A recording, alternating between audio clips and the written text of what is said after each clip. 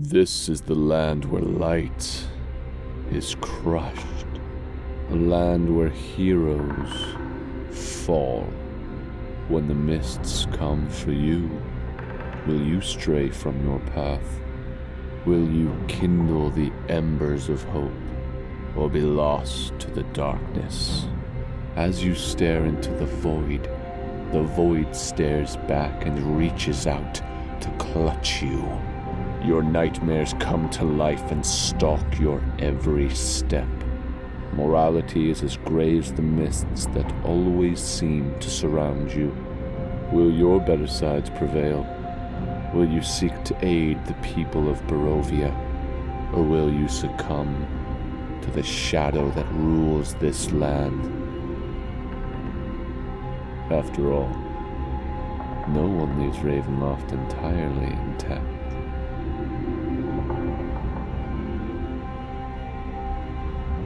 Hello everyone, and welcome to Character Player, where story is the real DM. We're artists by day, we're nerds by night, and tonight we're diving back into Ravenloft. But before we do that, we have announcements from Ricky. So Ricky, go ahead. Thanks for the enthusiastic volley there, Justin. Hello, everybody. Thank you so much for watching. Just a couple of announcements to go through real quick.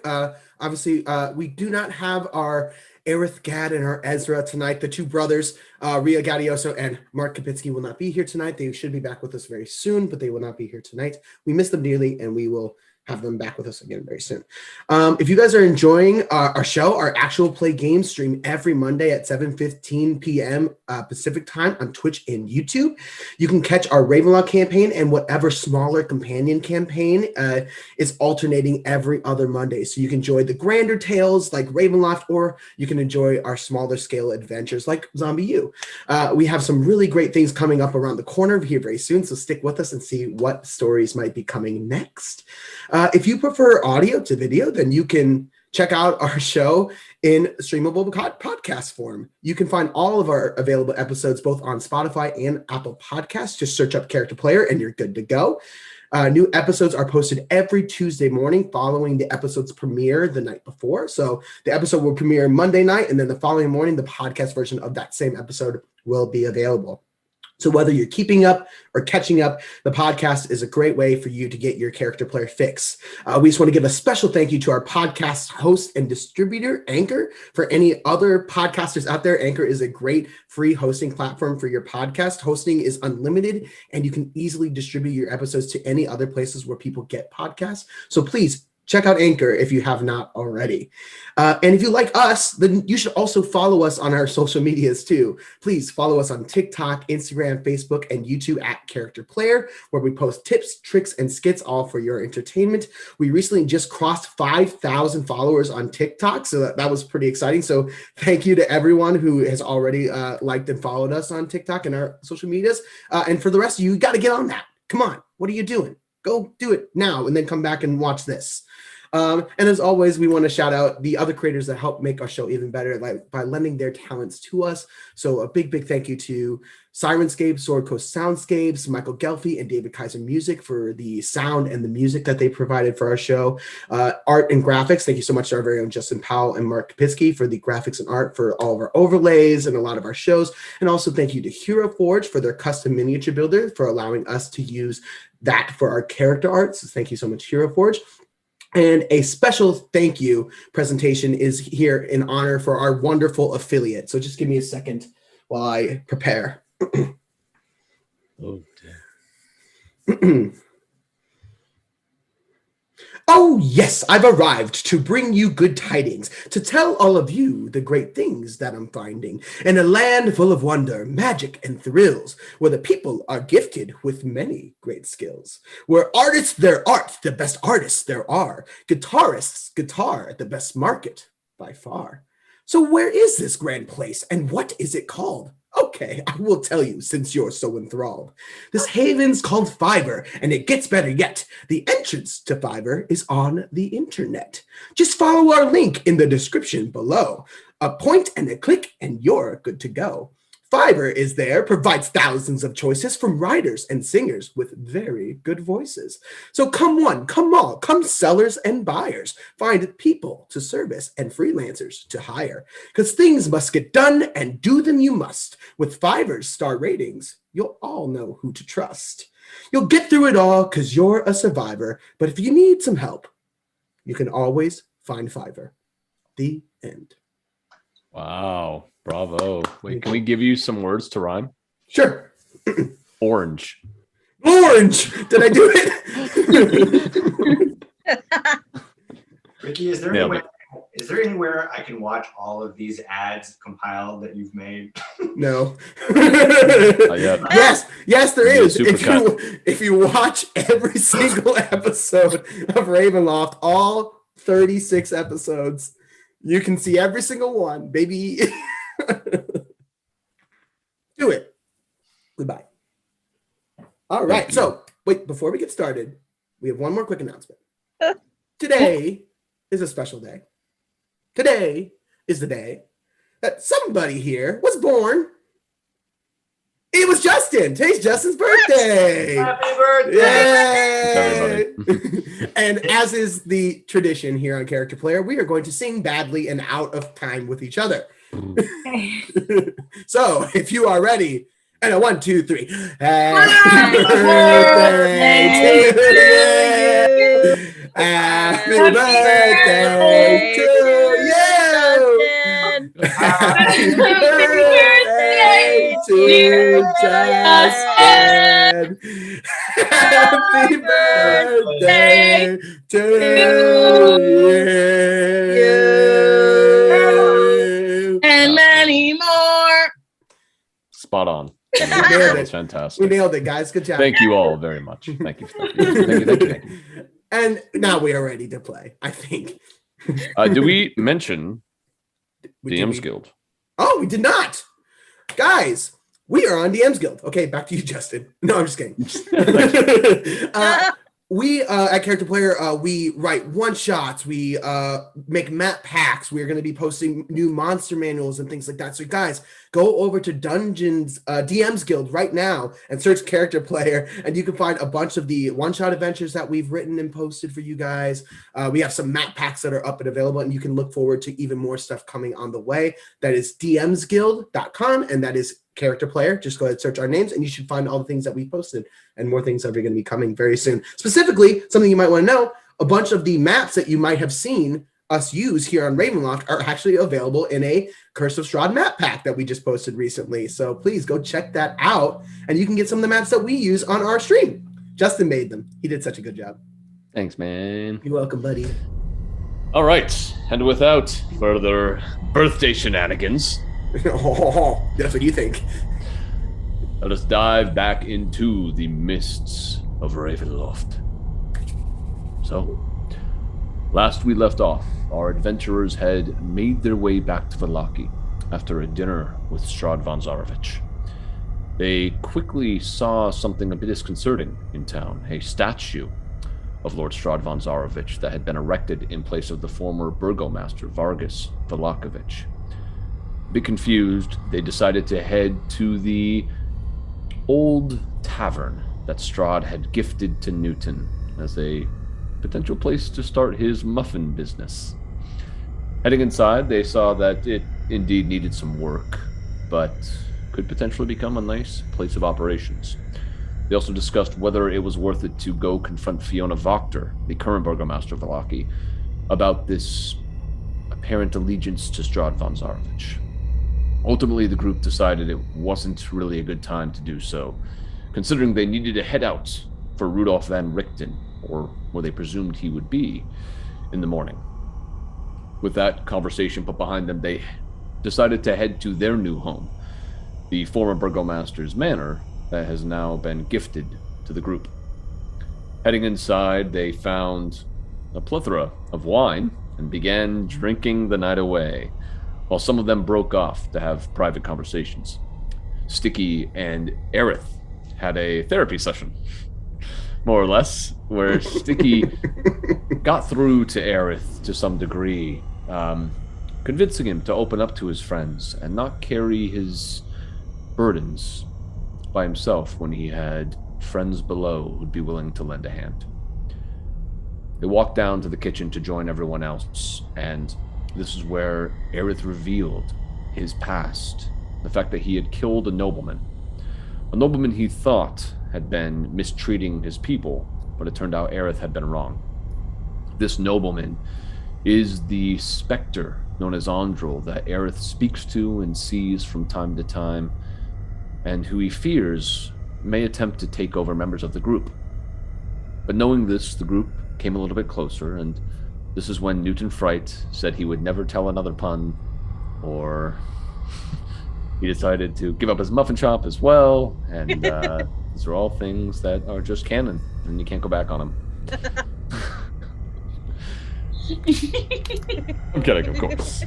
The group decided to head upstairs of their new home and check out the attic that they saw was filled with a lot of clutter, and they made their way to a door on the opposite side that had a sign that said, "All will not be well."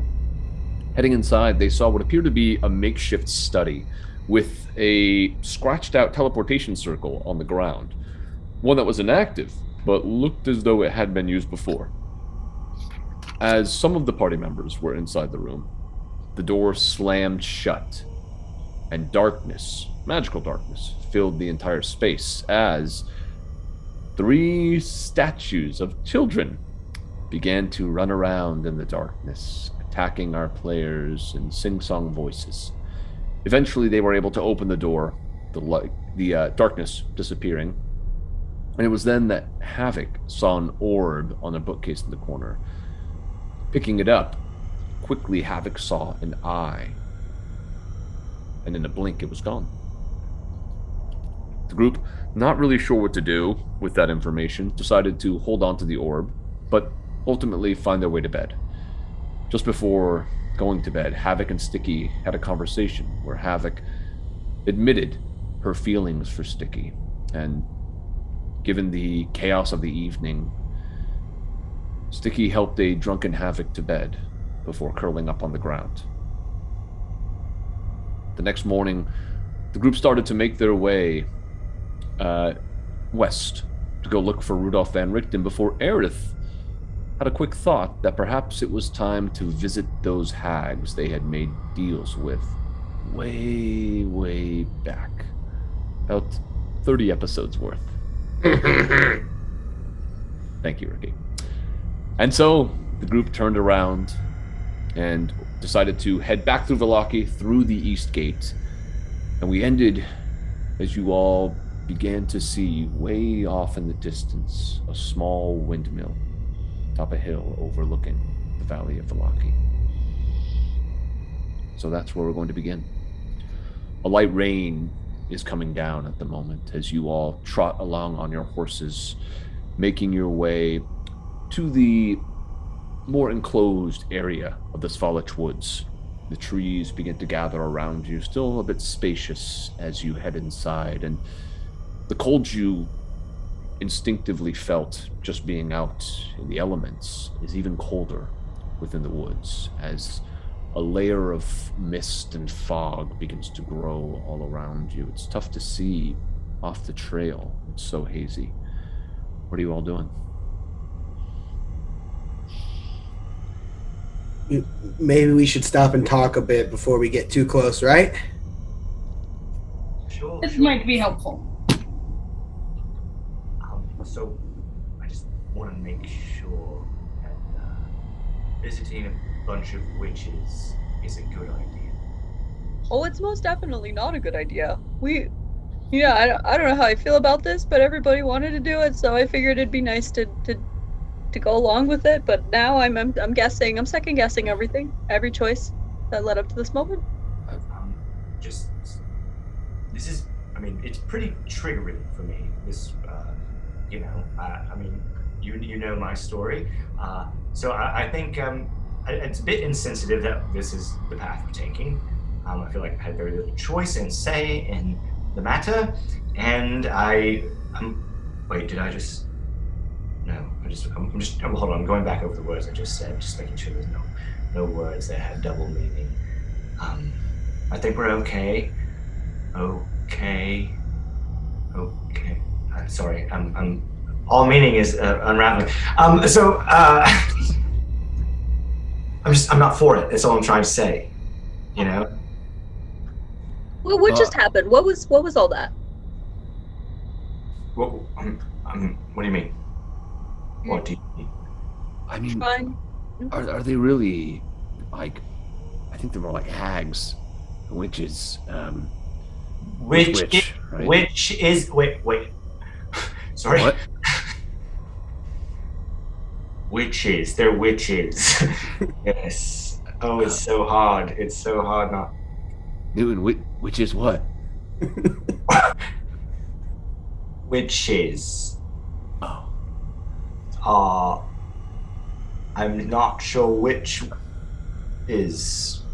I think Newton may be having a breakdown. Newton, are you okay?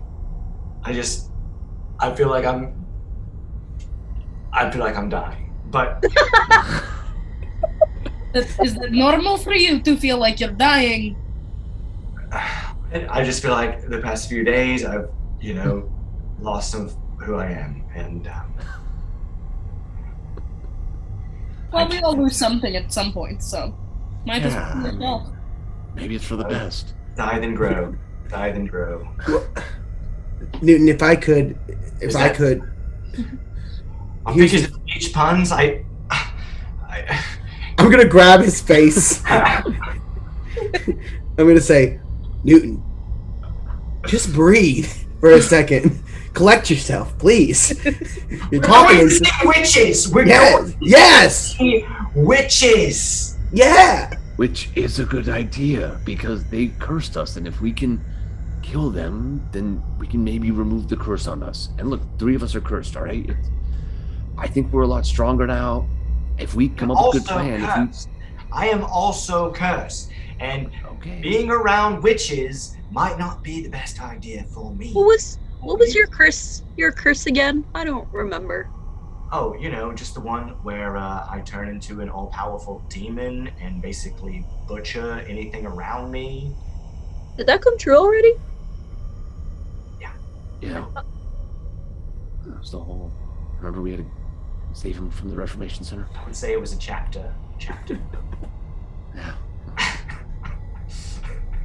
Well, then you have nothing to worry about. That means it's done, right? Which chapter? All right. I really think that if we just plan, then we could be okay. We go in and last time they took us unawares, right? We didn't know who they were, but now we do. So we can come up with a strategy. Maybe draw them out one by one. I don't know. I'm not here. You guys brainstorm. No, you literally said what I was thinking.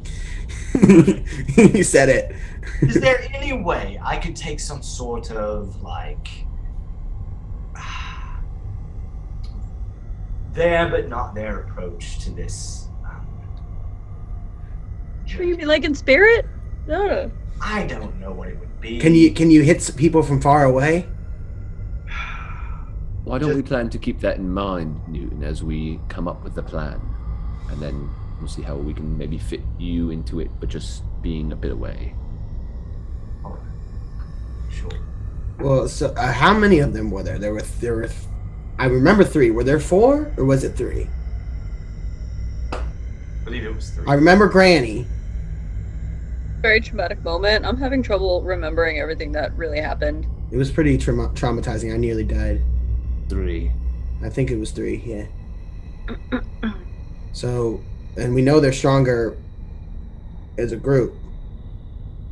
So what if we have 2 take Granny, 2 take the other, and then the last 2 take the other, and we keep them separate? Well, I'm wondering if maybe one of them, if they're all even together right now. Because, they do go out and sell, right? Maybe they're not all there. Maybe if we can, I don't know how to, do reconnaissance on that, but, if, maybe if only one of them's there, maybe we pick that one off and then set a trap for the others. Also, I do need to mention, remember the underground room where I came face to face with said demon? Yes, that would be a good place for us to go right now, to have some privacy. mean, that is there, and I just saying that is there, and there's something going on there with things, but I'm not really sure. Like aside from, this demonic entity that possesses me, there's more things going on down there than just. So are you saying that we should go there or we should not go there? I'm just trying to present all the information so we can. There's a room, a scary dark room with maybe information. Got it. In the Hag's house? No, outside of the Hag's house, underneath in like a ruin. It's like a Stonehenge. You don't know what Stonehenge is. It's like a. It's some sort of ancient druid area cave, underground bunker. Do you think that bunker could help us defeat the Hags? I do think that, but I am scared to admit it. You don't have to. You don't have to go in. Like, you can just show us where it is, and we can go in. Then we just destroy it. I don't think it's the same. I think it's like, I don't know. I would need help with the puzzle. There's clearly a puzzle. Oh, I'm so good at puzzles. Make a religion check. Me? Yes. Oh, okay. All right. Religious check. Religion check. Wait. It's gonna be a lucky 7. Ah. Not a Warlock's 7. No, Warlock's 20. Yeah, thinking back on when you went down into the kind of underground area there versus above, you definitely noticed a difference in the iconography, and even just the way it was maintained. Around the standing stones on the exterior, you saw a lot of teeth like laid out around them. You didn't see that same setup within. So there's definitely some kind of religious difference going on there, but you can't make out much more. I know there's something to do with wolves. Wolves? Yeah. That doesn't It's like seem related. It's like very it's like very Woman of the Forest vibes. Like very like man, I really wish I was allowed to make references to to other world pop culture. I mean, you just did a second ago, remember? It's a Studio Ghibli movie with Spirited Away. Princess Mononoke. It's very Princess Mononoke vibes. Oh yeah, I've read that one. Down there. I think Havok makes a good point. Maybe some recon first, see if they're all there. I mean, if Granny we saw in the village of Barovia, so maybe she's back there, and then we'd only have to deal with 2. I think that's our best option, to isolate them and take them out one by one. It's always fucking witches. Why is it always witches? Yeah, go ahead, Havok. No, this is above board potentially. I'm looking at Aerith's character sheet right now. That's all. Okay. Should we go to the bunker, or are we going to the city? The city? Or you said it was outside of something, some little town, or am I wrong? Granny was in Barovia, the village, right below Castle Ravenloft, but that's a bit of a trip to the windmill. So if she's there, then, we could probably get away with just taking out the 2 of them. But the bunker is before this, correct? The bunker's right there. So then, will you direct us towards the bunker? No. Sure. Nothing wrong. Let's go to see witches. Let's go. Very brave of you. Yeah, well. DM, do you mind if I send you a message in chat just to check on something? No. Okay. Continue. When you don't have a muffin business and you can't make puns, what are you gonna do, you know? Face your fears. I mean, Deal you with also said you trauma. would never make meta comments again. Or be meta about how you act in any way. I need to fact check it. Is there did this happen? Well, so, you know, is that our plan? Like, if she's gone, we just attack, or... And then if she's there, what's our next move? You draw them out one by one? That was an option. Yeah, but What if how? we light the whole house on fire and kill them all? I mean, they'd probably come out, right? Oh, there we go. Yeah, but they'd all come out together. Well. It's an option.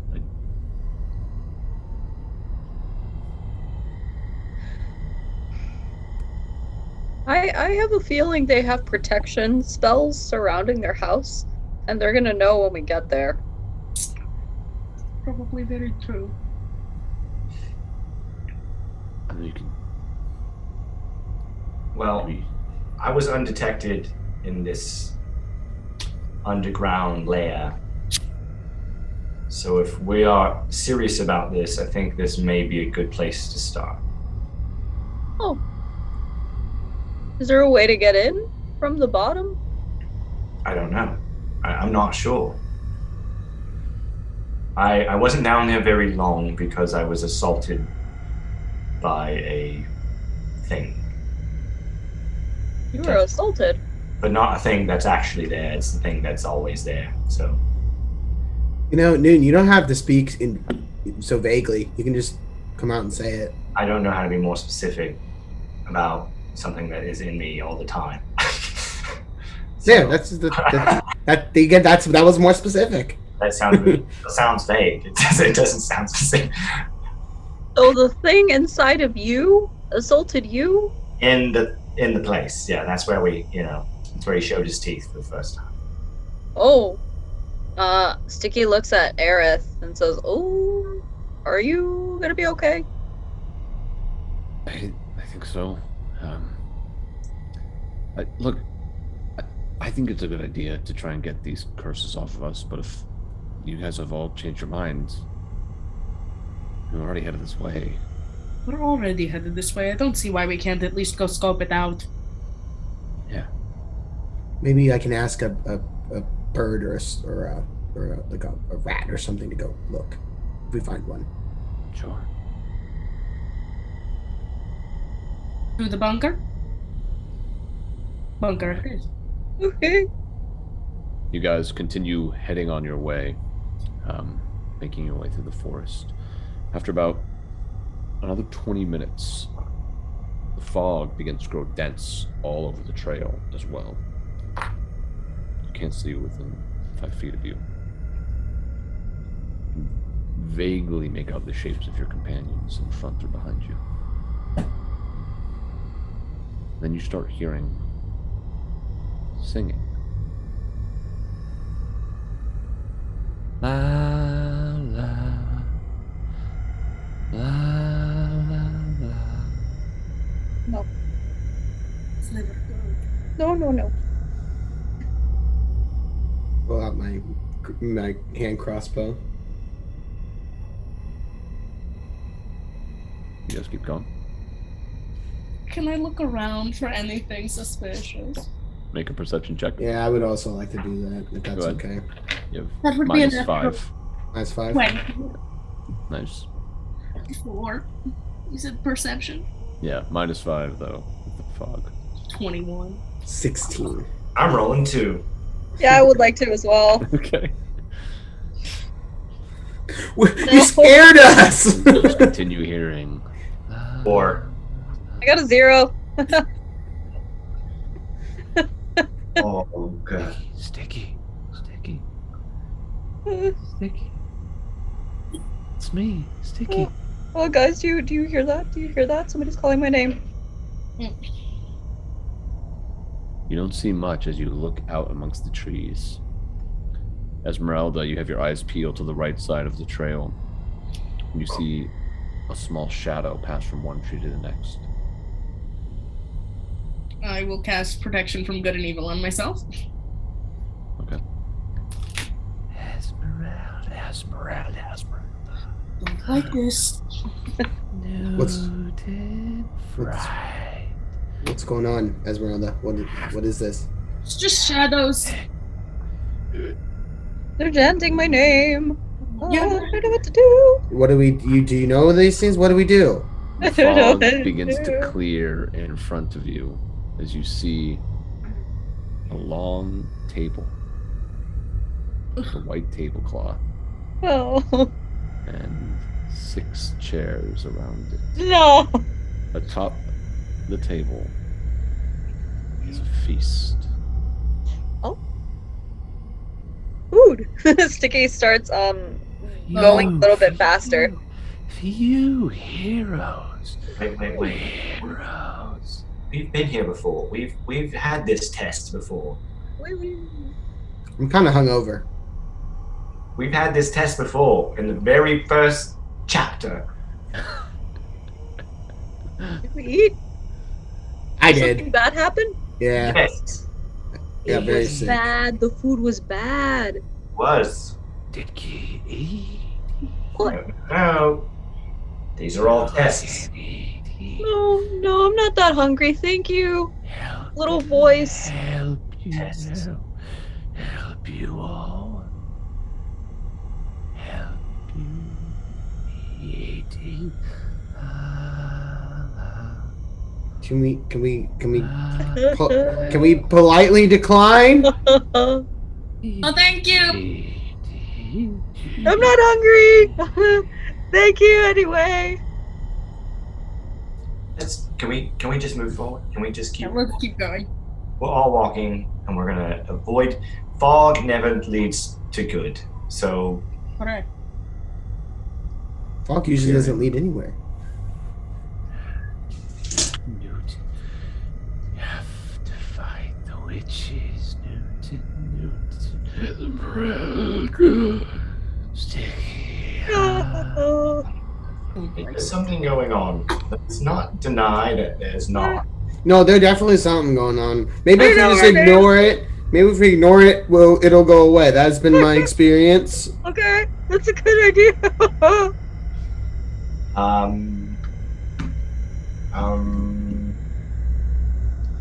Well, the table is right in the way of your path.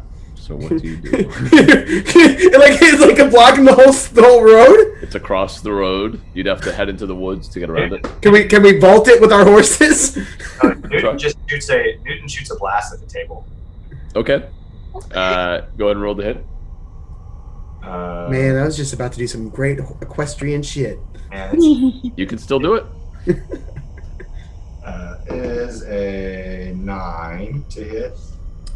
You blast it towards the table, but it just shoots over to the top. Well, I'll do another one. Okay. The 26. You try again. No, you hit the table right in the center, and you hear this cracking as it begins to collapse in the middle. And some of the food slides down towards the ground. I'm gonna now head to leap it. Now that it's down, it'll be Make much an easier animal jump. handling check. 16. Yes, you are able to clear the table, hopping over to the other side. Good job. Good job. You guys coming? Are we all on horseback? Is that You are. okay? Then yeah.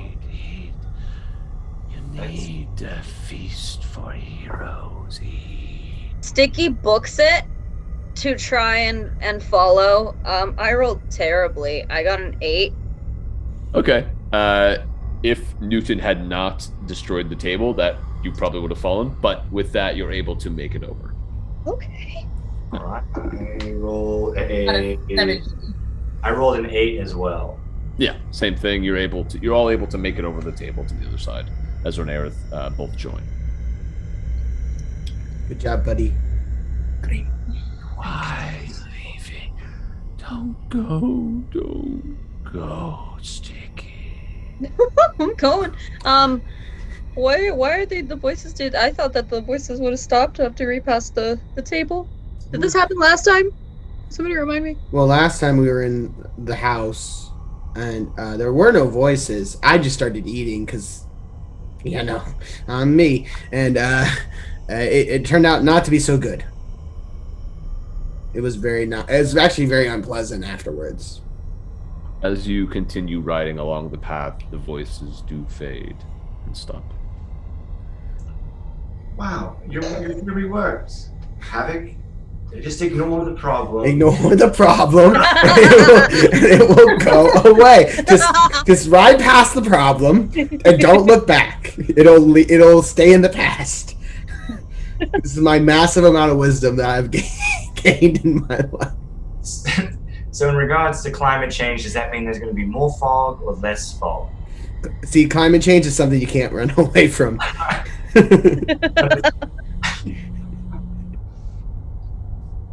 Sorry, doesn't work for that. Well, that's what I'm saying. I know. As you continue, eventually the trees start to space out a bit. You can see a bit more through them, and the fog is less dense as you begin to rise up, and make your way along the path. Eventually, it opens a bit onto a plateau area, and looking to your right-hand side, you see about 1,000 feet away the windmill, along with the standing stones nearby. Maybe we should be careful. Tie the horses off here. Yeah. If we go one at a time, I can help you guys be a little bit more sneaky. Okay. Do we all want to go, or should just one person go? Stiki? What? No. Rock, paper, scissors. Who's faster? Who's sneakiest? Here. Let's go with I'm that. the sneakiest. No, you're right. No, never. Not even one time. But I can make you sneakier. I can turn invisible, but I don't know if that... And I have these boots that make me real quiet. So... But here, I guess the question is, we're going in there to learn something, right? So maybe it should be people that might know something about whatever might be down there. Not me, I can tell you that. Well, so I guess what kind of reconnaissance are we looking for? Are we looking for to see if it's safe for us all to go there? Is that the reconnaissance mission? Or I think these are two separate moments here, right? Like, we're checking out this place to see if this place can give us any information that then might help us make a separate plan. Yeah? So right? we should all go to the hole in the ground. Yes? That was my initial thought, yeah. I think so. I think it makes most sense for us all to stick together anyway. This is the power in numbers. That's a great idea. Let's go together. Yeah, last time they separated us on different floors, and that's how they were able to mess with us, so. That's a good point. Why are you shaking your head, Ezra? Do you disagree? Oh, well, I was just wondering, because Stiki brought up a very good idea about dividing our party against a certain target. Do we want to maybe do that now? If there are three of them, who's going to go after? Wait. Well, I thought we're going into the ruin first, and right. I mean, if we're all traveling together, it might be easy for them to see us. And if a fight does just happen, it's better to know this now, right? Than try to make it up on the fly. You also just said that they separated us last time, which is a little thing that I forgot. Well, that was Havok. So should we just stay together? Well, I think we just don't have any information right now, right? So it's hard for us to make draw a hard line because we just don't know anything. Right. I would like to make a note that Stiki is trying to stand as big and as tall as possible, but his knees are shaking and his teeth are chattering and he's crying a little bit. Well, I guess let's talk about what they did to us last time, and maybe that can give us some clarity, right? Like what? I don't want to think about that. What did they do? How did they hurt us? Like what were the things that they did? And then maybe we can I don't know, get information from that. I was a turtle the whole time. Yeah, so. they turn people into turtles. Okay, so that's one thing. They can turn people into animals. I remember that because they tried to get me too. Okay, I remember that. So that's something to keep an eye out for. Don't let yourself get turtleized. That's one thing. Right? Um, They split you up in levels, it sounds like. Well, we were all on different floors and with different hags, and so we kind of were like 1-on-1ing, if not like 2-on-1ing, and even then they kind of whooped us up. Yeah. Right. So definitely being divided. I mean, we're stronger now for sure, but being divided might be easier for them to mess with us. Seems like it. I'm gonna be fully honest, there's black spots in my memory. I don't know what happened anymore. It's gone. Sorry. Well, I mean, it makes sense. You know, you get hit in the head a lot. Mm-hmm. Okay, this is my recollection, if I remember it correctly. We were in their house. We thought they were nice. They were feeding us muffins. We were having a good time. Then this raven, which turned out to be Romy, remember? She was like, hey, just like bad stuff's going on in there. And then Where did Romy go? She just disappeared. She said she had to hang. She had stuff to do, and she flew off. And when we were in credits, remember? yeah, she said you had to go check on a ally in Berez or something. Where are we in crisis? And then she just left us. Yeah. We're in crisis yet. Anyway. But so then Aerith and I were like, okay, we need to figure out if these people are hiding something. Specifically, the Romy was telling us the like attic area. So we got up there, and Aerith said he found hags up there. He found kids up there, and they shouted hags. And then I pushed the lady down the stairs. And then turns out wasn't a lady. Yep. Well, And then me and Aerith were like stuck on the top 2 floors. Stiki, Ezra, and Newton were stuck on in between like the second and first floor. And Newton, I don't know how you got away, but you did. I jumped out a window. Oh, well, there you go. Newton jumped out a window. Yeah. I mean, we could. Can anyone like disguise themselves? Because they were nice to us at first, and I mean, we could just pretend to be other people. They were and go feeding in. us children. I could disguise myself, but But you we all know that I've taken a vow. The irony. I've taken a vow I mean, because they were just trying to like serve us, so we could just pretend to be someone else and then go in there and, you know, see how many they are. And I'm not gonna lie, it's hard to disguise this. Well, I can do it, and I will. If I do it, I will try to stick to my vow and create a character that is absolutely not obnoxious. my conviction. you didn't say that, but yeah. Wait, what did I say? What did I say? I don't remember. I thought the thing I said was that I would create no more obnoxious characters using disguise self. I don't remember. I was so drunk last night. Call that. I was so drunk. Wait, I don't think I'm you trying to said get that. my ass here. I mean, if I said it, I said it. Yeah, I don't think you did. Can't remember that. Well, we'll see. We'll see. Just You be another whoever option. you want to be. So wait, so are we going to the hole? Let's go to the hole.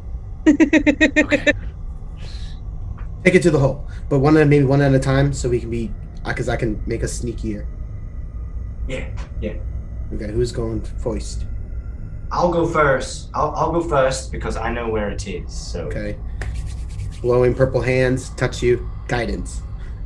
well, I got my Okay. boots. I got my boots. Well, you also get to add an extra D4 onto this check too, if you want to. You don't have to, but if you want to. no, I want to. I'm just saying, like, I'm just reminding everyone. Go ahead and make a stealth check, Newton, as you begin to make your way across this kind of open space. Okay. There are some trees, but you notice these ones have no leaves on them. They look dead. So I add a D4 to this, right? Okay. Yes. going to be a 16. In silence. Okay. You begin making your way across as a raven flies off from one of the dead trees. We like them. You make your way to the standing stones and kind of duck yourself behind one, peeking an eye out towards the windmill, looking for any movement at the front door, and wait 5 seconds, 10 seconds. Looks like you made it across. How did I don't remember how I got the thing to open. It's a bummer. Who's next? I'll go next. All right. Do I have permission to touch you? Sure. Guidance. There was a boulder in the center. In fact, if you guys would like to head to roll 20, you What? don't have to record this yet, Ricky, but there is Okay. a map that can help you visualize this a bit better. Oh, wow. Oh yeah, there was a boulder, and I like somehow magically lifted it. I believe you had to make a strength check, but there was some kind of additional help that you felt. Okay. I got the 17. Okay. Similar to Newton, you kind of duck between some of these dead trees, finding cover, get close towards his hiding place, and again, you don't see any movement from the windmill, so... Oh no. Okay. Havok, I assume you Guidance. cast Guidance, guidance, yeah. Sorry, I was over here. Let me know if you can't see on the page or anything. I can. That's what I was waiting for. There we go. Yeah, guidance, Stiki. All right, Stiki, roll your stealth check. 21. Ooh. Okay. You have your eyes just fixed on the windmill as you begin to sneak your way across the open field. And you see there's kind of this gap from where you guys are waiting behind some of the trees of the forest that poke their way out, and then to get to those dead trees. And as you're about halfway, you see the door of the windmill begin to open. Oh, fuck. What are you doing, Stiki? Stiki ducks behind a tree and tries to make You're himself kind as of in thin like as an possible. empty space. There's about 20 more feet to get to one of the trees. Fuck. Can I dash? Oh my god. That would be loud, but you can. God damn. What are you Okay, doing? windmill door. This is the windmill door. Right there. Yes, right there. Yep. Okay. Yep. God damn. Okay, Stiki. I can't hide behind a tree, bro? That's not possible? You're about... So you're like right here, essentially. That's not halfway, dude. You got like 20 feet to get to that tree. What are you doing? Shit, so we're all out in the open right now? No. So I couldn't make the map quite as big as that. Those other three are tucked further away right now. They probably wouldn't even be on this map. This is assuming where you're at. What are you doing, Stiki? Can't you run through those trees? I'm gonna fucking dash it to the trees, man. I'm gonna Okay. dash. You break out of your stealth and run to the trees. Some of you see that, hear it, and just as you make it sticky and tuck yourself behind a tree, you hear the door fully open. Did you hear that? There's someone out there.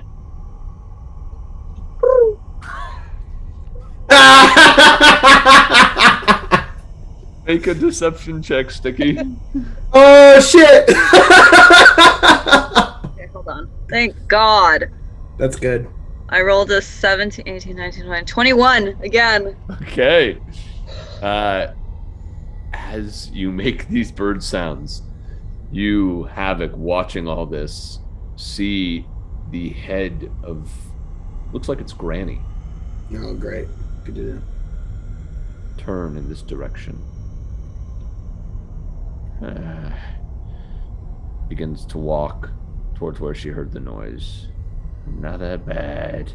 Can add them to the stew. Oh no!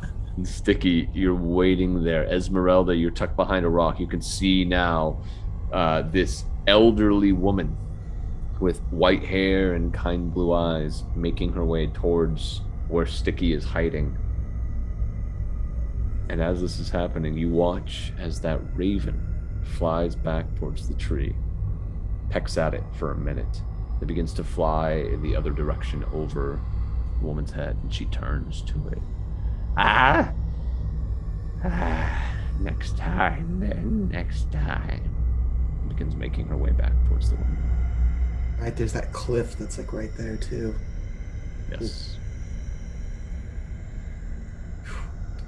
With that, you watch as she grabs a cart on the side of the house and begins walking to the south, down the path.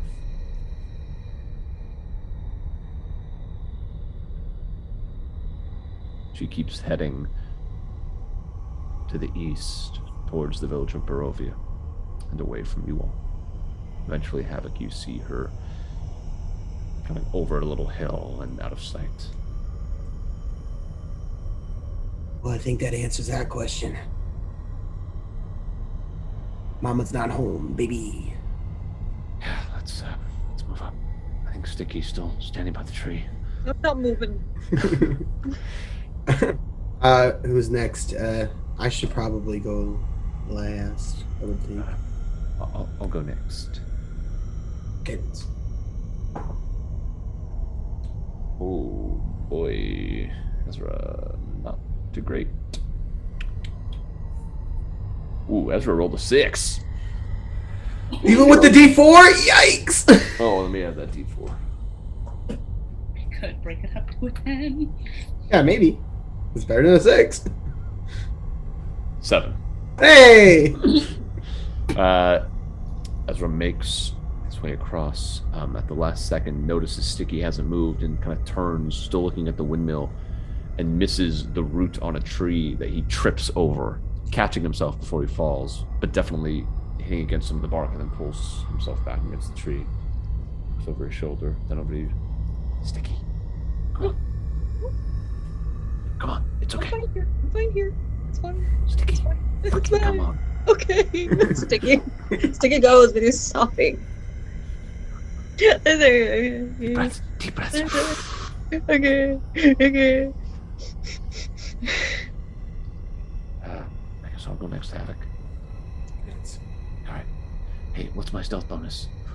Hey, yeah, you're so freaking stealthy. You actually really are. Your stealth bonus is plus 5. Oh, that's great. Okay. Man, I feel so stealthy right now. Like, if I were to put a number on it, I'd say like 21 stealthy. Wow, that's pretty good, Way man. across. And all the way over to where you are, Esmeralda. Right. I'm gonna take a second because I fucked up so many stealth rolls through these days. And I'm gonna say, talk to this new power, and I'm gonna say, please don't fuck this up for me. I can do this. Come on. Make a religion check, Havok. Great. I think that's a 6. Add another point. And roll at advantage. Okay. Wow, that's not good. I mean, it's good and not good at the same time. At advantage, that is a 19. You make your way over, and you do feel almost as if you're being guided by an invisible hand. Invisible hand of capitalism! No, invisible hand that guides you across all the way to the standing stones. Fucking awesome. Thank you. Okay. When Havok gets there, Stiki goes up to Havok and whispers, "You know what? I messed up last night. And what I should have said was I like your snout. So if we don't die, and then he quickly hugs her. He says, "Okay, let's go." That seems like an inappropriate time to bring this up, but okay. What did I say? Don't remember all of it. This green orc. Havok, make a bright persuasion or deception check. Okay. Your choice. And Stiki, make an insight check. I'm red as fuck, man. I rolled a natural 20. I got a 3, so. Okay. Well, I don't know what I'm talking about. I was just talking out of my ass because I'm a little nervous. It's fine. Tears. No, what are we waiting for? Let's go. Come on, everybody. Let's go. Okay, Newton, you're standing by this standing stone. So it's under here, where we're trying to go. Bro, I am right fucking next to you. I'm trying to get the fuck out of there. Open it. And you notice here, as you're standing at the stone, you can like duck underneath this center one. But if you're standing up, there is definitely a window that looks out this way. Well, we're not gonna stand. Nobody stand. Stay squatting. Dan, I stand up to evil. It's what I do. Yeah, but the evil is... This is one of those situations where the yin and the yang, you know, the white... Maybe we should just go in. Can you open the door? So, no, we have to lift this rock to get in there. I'm right next to you. I'm gonna help you. Well, let's go. Let's do it, then. You can either both make athletics checks, or one of you do it at advantage. Dude, I got a +7. Please let me do it with advantage. I will not do it. It's like when you're carrying like a big box with someone and you can tell they're like barely just holding it up. I have a -2 on the athletics. That's 27. 27. Okay. With that, you're able to even push it in a way that's not like too loud. You don't have to exert, you're not like just throwing all your strength. You're able to move it kind of slowly and a bit more quietly and open up. Do you want to push it all the way? Or you could try and push it like halfway where everyone could get in, but it's not pushed all the way open. The second option. Okay. You kind of push it far enough so that everyone could, sit down and slide into this little hole in the ground. So, it's down here. This is where we're going. So everyone go. Okay, yeah. One by one, you all pile in to this dark space. You see these kind of makeshift stairs, almost out of the rock and mud themselves, that lead down. And as you head inside, you see this small underground cavern. There's a small stone shrine flanked by a pair of stone etchings that depict a tall, long-haired, well-muscled maiden wielding a spear with a bow and arrows strapped around her back. The left etching depicts this figure chasing a deer through a forest alongside a trio of friendly wolves. The right carving depicts the woman devouring the freshly carved heart from a boar's fresh corpse, a blood-stained stone dagger in her other hand. The wall behind the altar is covered by a half-rotted tapestry depicting a trio of old crones, one of whom resembles the woman in the etchings on the altar. The second woman bears short, raven-like hair. The third has sharp, angled cheeks and long, flowing black hair. All three women wear ragged tunics of leathers and rough cloth.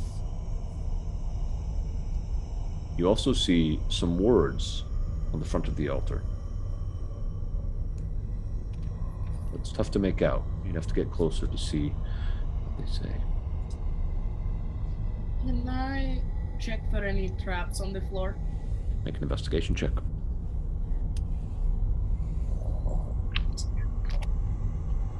Investigation 5.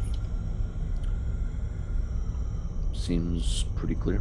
You do find one kind of bloody tooth on the ground. Can I tell what it's from? Like, if it's from an animal or from a person? Make a medicine check. Medicine is 15. It's human. I'm going to leave it there. Just because there's a bloody tooth. Is it fresh? As Esmeralda says that, Newton, you begin to hear.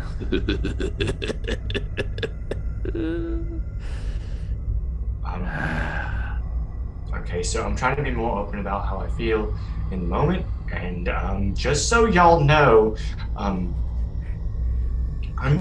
hearing me. I'm hearing the thing. You're hearing it? I'm hearing. I don't know if it's a pun. I don't know if it's a pun. I don't know if it's a pun. It's a cultural reference. I don't know if it's a pun. Isn't this romantic, Newton? Where I first sunk my teeth into you. You're only half right. You're only half right. I mean, considering you did consume my whole body and personality the first time we ever met. I mean, but this is this is like the conscious revisiting of our courtship, if you will. Don't worry, I don't want to play with you now, but soon, Newton. Great things for you and I.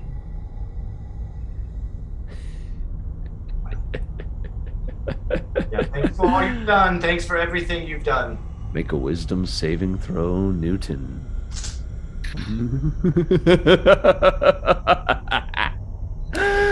Oh, Newton. I'm gonna use Bardic Inspiration on this. You're welcome. 14. You begin to feel, Newton, this undesirable desire to laugh. This is funny. It was a lucky 7. And that got you to a 14? Yeah, that got me the 14. Yeah. You begin laughing. Laughing as Newton falls prone and his laughter echoes in this cavern. I'm gonna place my big old fucking hand over his mouth. Newton, shh, stop laughing. Shh.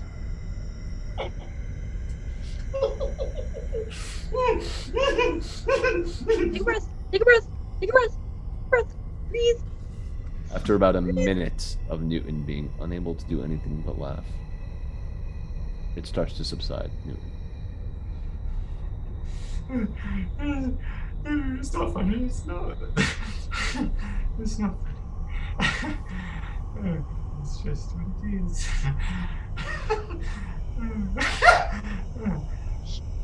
Okay. Ezra investigates the altar. I can't read this. Can anyone else? I'll walk up next to Ezra. Okay. You walk up. Can you read Druidic script? I can! This is the first time that's worked out! Oh shit! I can! It says, Mistress of the Green, Lady of the Forest, I offer you my sacrifice. I ask you for your blessing. You are the eye in the trees, the hunter of the woods, who brings life to the dawning spring. You are the deer in rut, mighty horned one, who roams the autumn woods, the hunter circling round the oak, the antlers of the wild stag, and the lifeblood that spills upon the ground each season. Mistress of the green, lady of the forest, I offer you my sacrifice. I ask you for your blessing.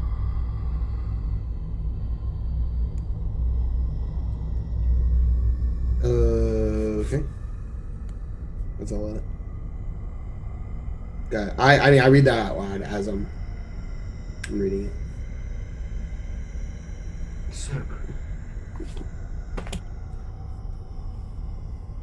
This so you got any idea what that means?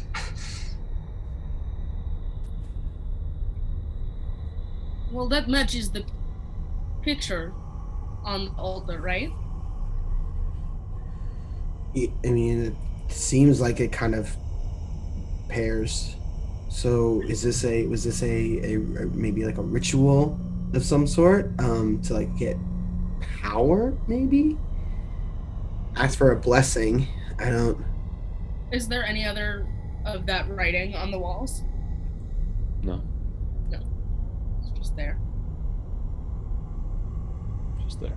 So do you think, it's just, maybe, do you think these three ladies are those three ladies in some way? Maybe. Could be possible. It would make sense, wouldn't it? But like, are they supposed to be these three ladies and they're those ladies, or so are they like, are they themselves cursed and they're supposed to be like protectors of the wood or something, and they're cursed, or are they three ladies that are different than these ladies, or do they get the power from these three ladies?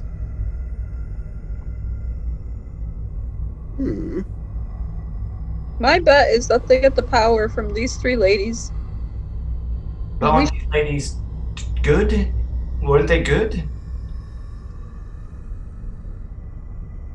Maybe not. It seems like they might get power and blessings from the sacrifice. But okay. So wait, maybe I'm mishearing the. Are they protectors? Isn't that they're supposed to be rulers of the wood? They're supposed to protect the wood. I think Mistress of the Green was the ruler of the wood. Right. Havok, make a religion check. Notoriously good at these. That's a 1. Oh. Anyone that would like to can. I will, because I'm actually quite good at religion. I'm a stupid. I don't know. Info. Another one? I just rolled another nat 20. That dice is so good. Okay, but I was rolling like a bunch of ones last time, so I don't know. No. It might just be the day. Dice is hot. What'd you get, Newman? I rolled a 10. Okay. Just observing this, Stiki, you're not proficient in religion, correct? No. Okay. So just observing this, you get the sense, based off of what you saw up top, with kind of all of these teeth and how there's nothing down here and these look tattered, you get the sense that there was some desecration that went on here. It looks like there was some desecration that went on down here. Oh, so like maybe this isn't theirs, but this was here, and they fucked with it. That's what I'm getting. Okay, so maybe we have to make it right. Maybe that's... By killing them. Well, maybe not by killing them. Maybe if we correct this whole scenario, maybe we will actually have the help of these three ladies. That's what I'm thinking. So we go kill a boar. Do we do repeat? Rinse and repeat? I mean, I'm not sure exactly how this ritual works, but maybe if we correctly perform it, or something. I'm not really sure how to correct. I don't know what's been desecrated. Stiki, what's been desecrated? Can you tell what's been desecrated? Can I tell what's been desecrated? You see just the way that the things along the wall have been tattered and kind of left in ruins. It looks like someone came in here and kind of tore at them, ripped them apart. Yeah, it just looks like someone didn't want praise happening here. Looks like somebody doesn't want praise happening in here. Interesting. So what if praise happened? What if there was praise? Then maybe they'll help us? Should we all can hold hands and talk to the Mistress of the Green? Well, what's the ritual? Doesn't it say what the ritual is? Well, maybe if we connect with her, maybe she'll tell us. How else does anyone learn a ritual? I mean, unless they're told, or they just make it up and like trial and error. Like, nope, that ritual didn't work. Let's try a different You're the one. magical one. You have the the purple power. She might like you and listen to you. I don't know if this is the Let's same hold thing. hands, everybody. Let's try. I mean, what else can we do? We don't know. Oh, I mean, Okay, purple I is mean- not the color of magic. It's the purple of knowledge. It's the color of knowledge. What was that, you all Noon? hold hands. Nothing. I don't think it's the same thing. You all hold hands around the altar. I guess I'll talk. I'll say it. Mistress of the Green, we are here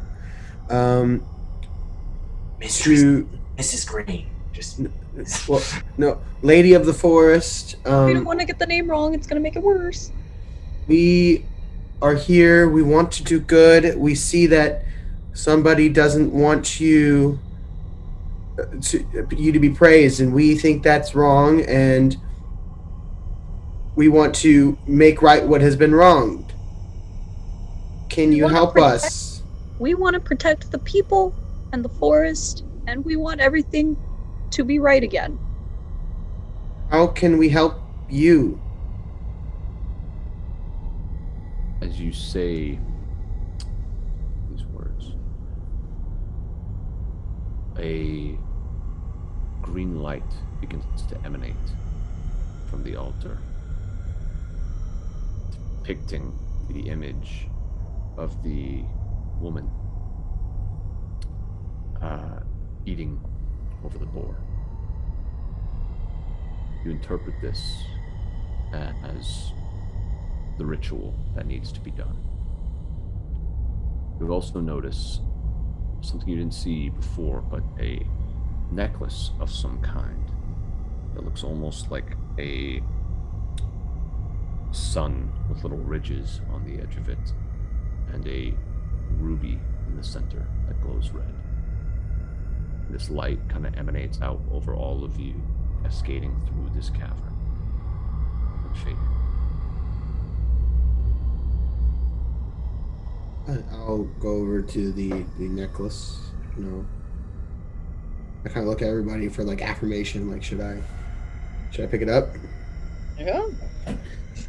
She listened to you, so And last time I touched stuff with little babies. Oh, I'm so sorry. You saw Oh. this on the etching, Oh, gotcha. and then it just faded. Gotcha. Okay. Oh, okay. It looks like we got to do the ritual.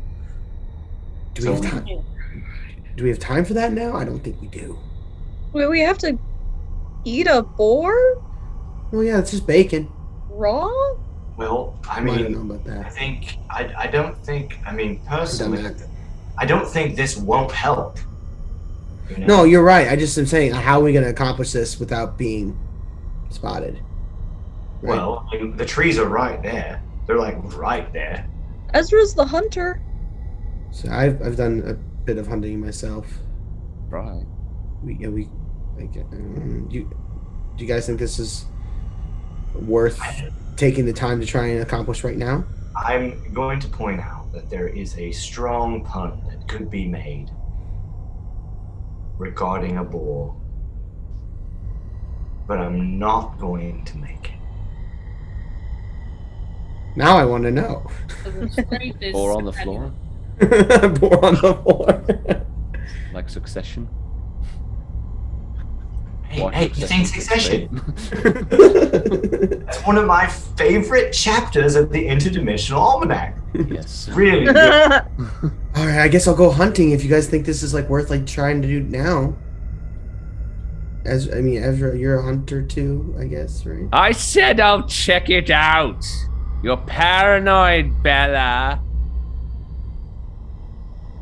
All right, well, I guess it's going down. I'm yelling timber. Let's do this. And that's where we'll take our break. Oh. Lame. Lame. We will be back in just a little bit to see if Newton ever tells a pun again. Really? The dramatic question. Oh no. His name is a pun. His name is a pun. I'm new. Just call me Newt. Oh my god. Back That's a so bit. funny. Thanks.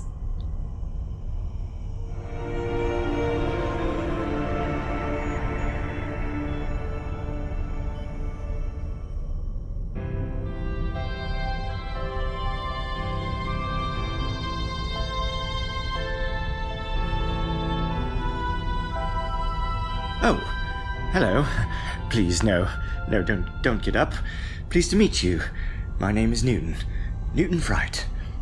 When it comes to most things, truthfully, I'd rather not, if given the option. No, not that I have a problem or anything. It's just things tend to go awry when I get involved, so I'd rather not. Understand? And now you want to know about my past. Which past? No, I mean I have a witch past, as in I was raised by witches. Have I mentioned I like puns?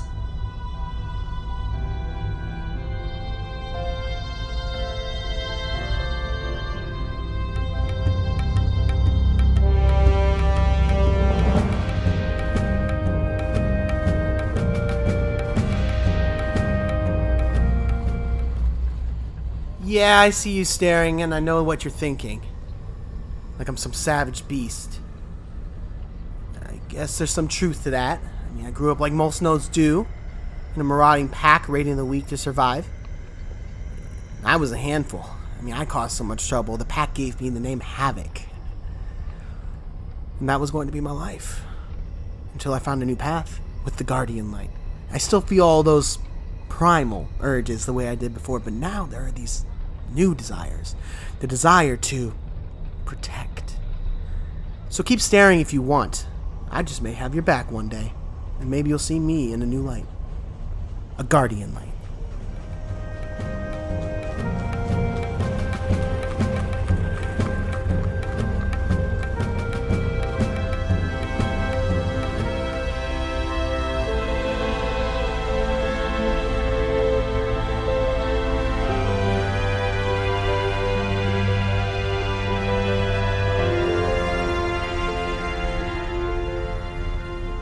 Oh, golly, I'm so sorry. I didn't mean to bump into you. Oh, no. Please don't be afraid. I know I look scary and green and have tusks, but really I have a banjo. Want to hear me play? No? Well, you look like a trustworthy person, right? I can trust you? I'm afraid of everything. Figure that. A half-orc the size of an orangutan, terrified of literally everything. Irony is not lost on me. Anyway, have a beautiful day. Know of any flower fields I can take a nap in?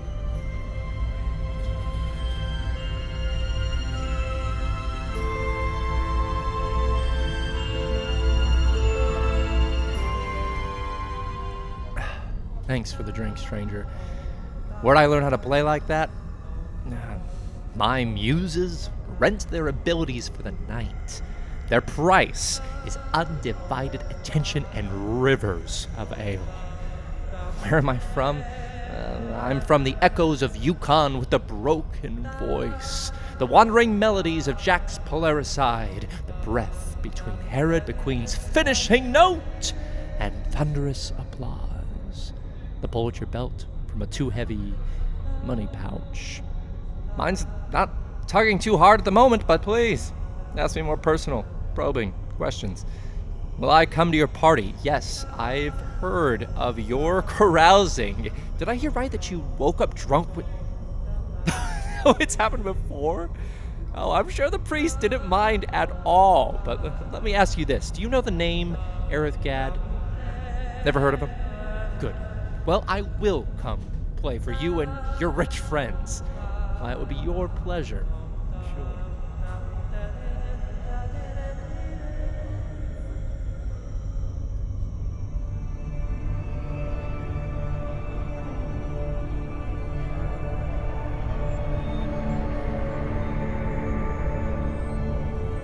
Oh, hello.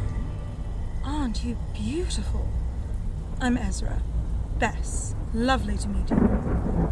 Please don't touch the hair. It is as luscious as it looks, but we're not that close yet, darling. Oh, you're here for one of my parties. I'm afraid I haven't thrown one in quite some time, actually. I wasn't aware there were still people around that used to go. Well, it's always good to see a friendly face, and such a pretty one at that. Who knows? Maybe another party will be in the near future. Yes, I'll be sure to invite you. Ta-ta now.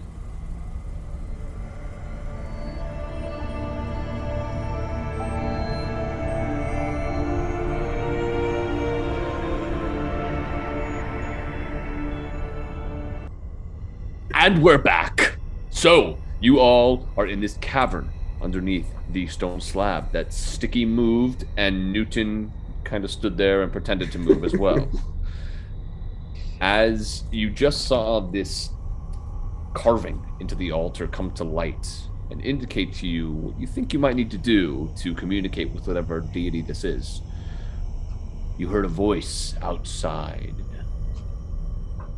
that started to make its way towards you. What are you all doing? No one say a word. No one do anything. No one do no movement. I am just going to prepare a casting of silence. Okay. Just prepare it. You can hear it starting to rain a bit harder. Yeah, what are you preparing? A minor illusion. Okay. Anyone else doing anything? Preparing to rage. Or that I can like hide. You could try to duck behind the altar. Yeah, I'm gonna try to duck behind the altar. Okay. Yeah, I thought that was a given. Like I mean, yeah, like hide. The direct, yeah. Hide's also good. Are you guys hiding or? Yeah. I'm preparing from hiding. From a hiding spot. Or you want to roll a stealth check? From your hiding spot, you're drawing arcane energy that has a light to it. But yeah. If I turn my back. I got a 22. Still lit up, but that's fine. Who says it has a light to it? Who says my magic has a light to it? The DM does. 7 is my number tonight, y'all. 7. All right. Dirty 20. I got a 9. Oh. Okay. Well, you guys duck behind the altar. You can again hear the rain starting to fall a bit harder outside as a clap of thunder is heard overhead. And you hear, "That is moved a bit. That's odd. I'm gonna move it back." And you guys hear the stone slab getting pushed back over the top. No one say a word. What are we getting out of here if they close it? Closes. And you are all in complete darkness.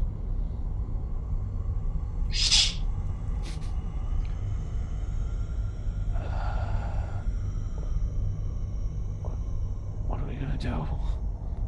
We're gonna wait a minute. We're gonna wait a minute.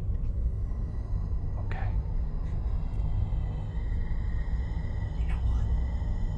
Does anyone need a short rest? Okay.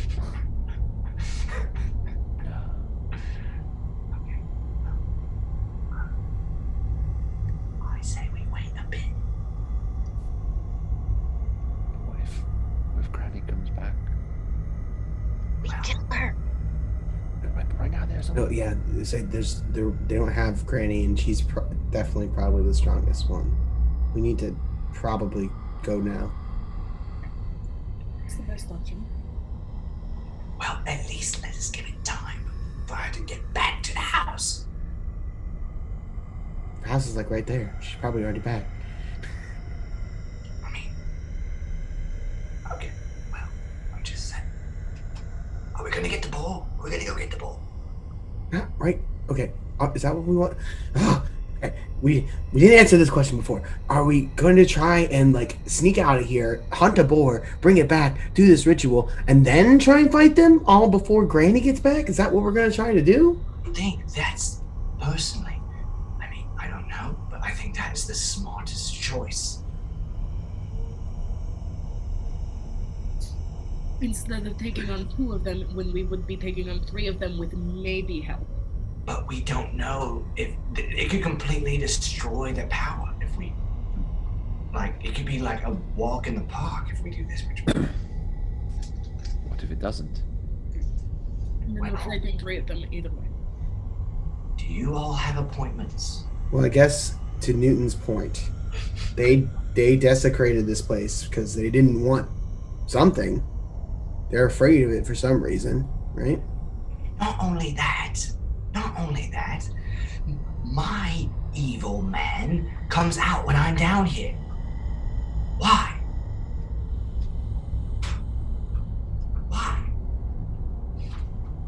Oh God, fuck. Look, Aerith, how are you feeling? I'm fine at the moment. Thank you for checking in. But I think he said Aerith. I don't know. I mean, maybe Newton's right. If we go get a boar and try and bring it back, there's no guarantee that we would do that quietly. If we're wrong and it doesn't affect their power, then we might be fighting a coven as opposed to just 2. So there's pros and cons either way. We don't know that will destroy their power. I would say, Newton, I gotta agree with Aerith on this one. This is a lot of hoping when right now we know that we have the advantage, at least partially. Without Granny here, saying we outnumber them by a lot. there's no coincidence in this. If Game of life. They could make a history check. I would say if you were proficient in history, or if you have some background relating to monsters or hags in particular. So Esmeralda, Newton definitely could. Where is my history? I'm a dumb. -1 to history. I don't know nothing. 19? Oh, I have a good history here. 21. Okay. Thinking of like hags and where their power is drawn from, it's not usually drawn from some kind of external source. It's something that is innately within them. So thinking about this, Newton, you know, maybe there's a chance that cleansing this or whatever would have some effect, but in terms of taking away their powers, that seems pretty unlikely. And you realize the same thing, Esmeralda. Just think the amount of time it would take us to do this and the risk that we'd be taking. It's just not worth it. And also the amount of time that we are spending discussing it instead of just fighting them. I just... Okay, I'll at least admit there's something going on here, and we should figure Something is going on and we can... Oh, we agree with that. The freaking altar lit up. Yeah. Yes, of course there's something going on here. And there's something to do with my shit down here. Oh, yeah. Absolutely, but we have to handle things one at a time, which means that we need to go and get rid of the hags. Literally right next to each other, okay? But I think that, again, they set up shop here. This thing was here before them. You know what I mean? I don't think they You were were like... all talking very, very Everyone. Here's the thing. With Stiki, here's the thing. If one of them comes out here, maybe we can take it out in here and not have to face them both at the same time. Okay, let's do that, but quietly. Let's do the things. I agree. That's our new catchphrase. Let's do the things. Let's do the things. I'm a vampire, and let's do the things. That's right. That was good, Ezra. I'm a vampire, and let's do the things. Yeah, I thought you weren't coming tonight. Oh, wait, Seth? Vampire, and let's do the things. And I think we should go and kill the Hags. So, let's go. Classic Ezra posing.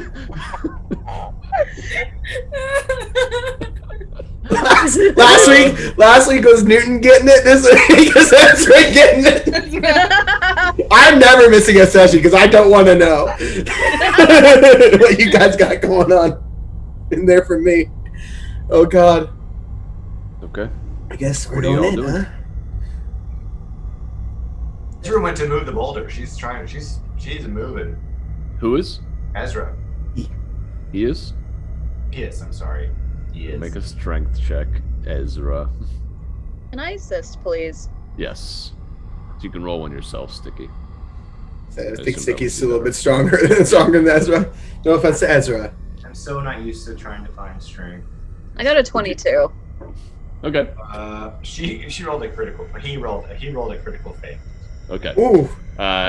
Ezra starts to push and then sees Stiki and does like, all right, 1, 2. Pose. Pulls the hand back, yeah. And Stiki, you're able to push it back to where it was at when you all entered. The rain begins to fall down on you. Pop my head out. Okay. And look. Where you pushed the boulder last time, you would not have an angle on the windmill because you're like right there. You'd have to get up out of and peek your head over. I do that. Okay. You look over and you see the windmill. Nothing else. I look everywhere. Make a perception check.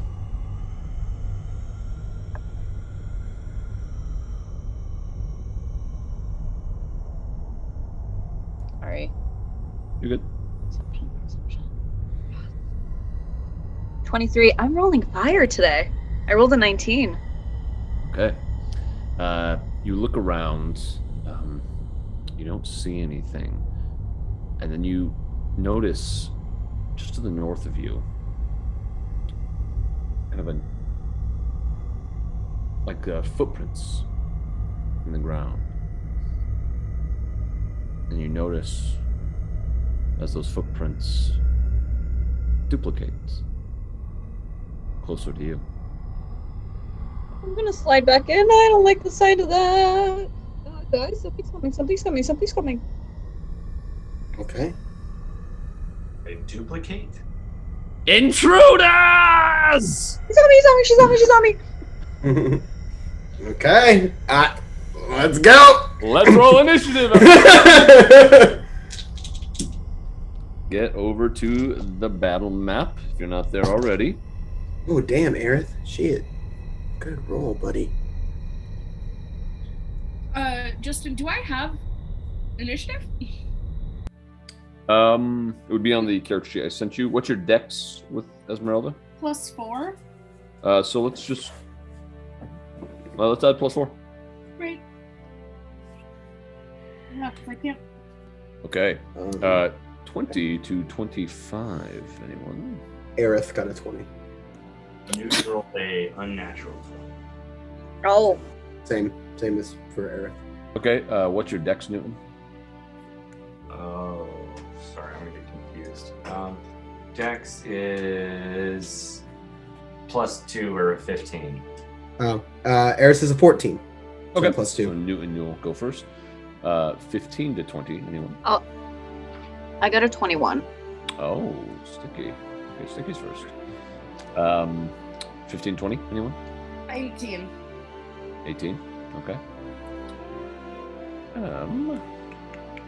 5 to 10. Or 10 to 15, sorry. 5 to 10. 6 for Havok. Gotcha. And what was Ezra's? Did you roll for Ezra? 4. 4. Oh, Gotcha. wow, I beat Ezra. Yeah. Okay. So, Stiki, you just pulled your head back down as you heard someone cry out. And it is your turn. What are you doing? How far are the footprints? Oh, I ducked down.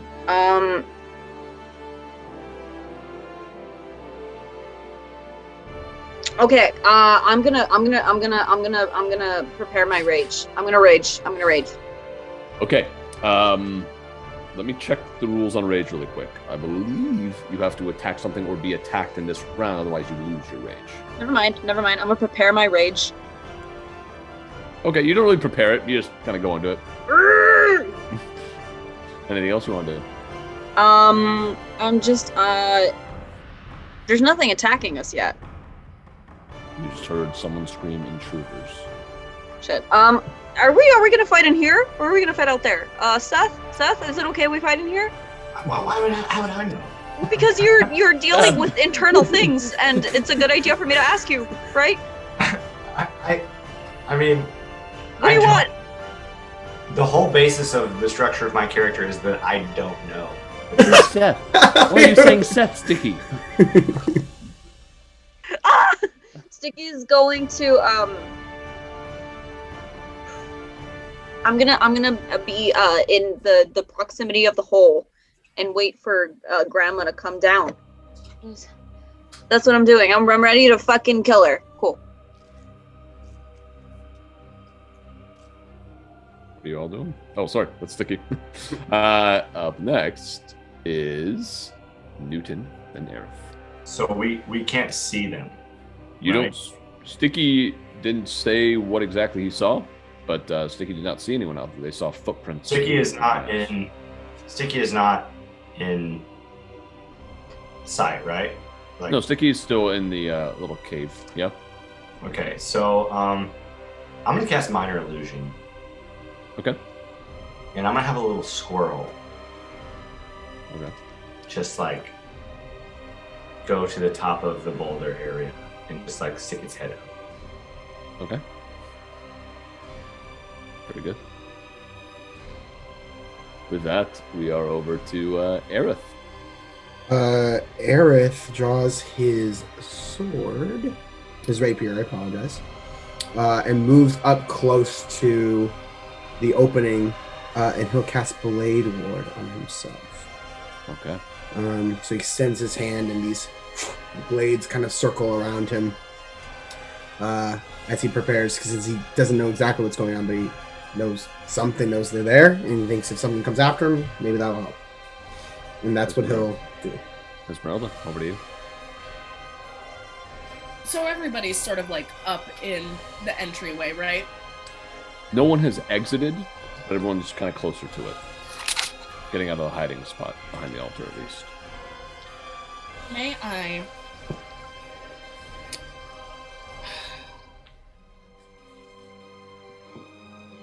I'm going to cast Protection from Good and Evil on myself. Again, because I assume it's been more than 10 minutes. Yeah, at this point, definitely. And then I'm going to go up to the entrance and look out. Okay. Are you just pulling yourself totally out of there? I'll go a little past Stiki, but like I don't want to go fully out of the... Okay. Same thing with Stiki. You can't see the windmill from just getting your head out of the hole. Looking around, you see these large footprints in the grass. But can I see what direction they're going? You'd have to get up to check. Then I will get up and look around. Make a perception check. Perception, you say it is a 21. You see footsteps in the rain making their way back towards the windmill. They're going towards the windmill. You say that? Do you say that for us to hear that? Yep, okay. Yep. Okay. Anything else you want to do, Esmeralda? No, that's all. With that, you, Esmeralda, see the door to the windmill open and then close. You hear some shouting coming from within, but you can't make out what they're saying. And it's their turn, as far as you know. Over to Havok. Yeah, I'm taking my cue from Esmeralda, and I'm walking out of this hole. And Okay. She said they're heading back to the windmill, so I'm going to start heading to the windmill. How many feet did I use to get out of the cave? Probably about 10 feet. Okay, so now I have 20 feet left, so then I'll just use it. Look at that, get me. And then I'll use a dash action. That'll get me here. And then I'll dash up to like the side of the windmill. Do I see the window? The window that Newton said he climbed out of? You do see a window on the second floor. Okay, cool. Just good to know. I have a bonus action. I'm gonna bonus action Misty Step up into the window. Okay. Into the window? Yeah, like inside?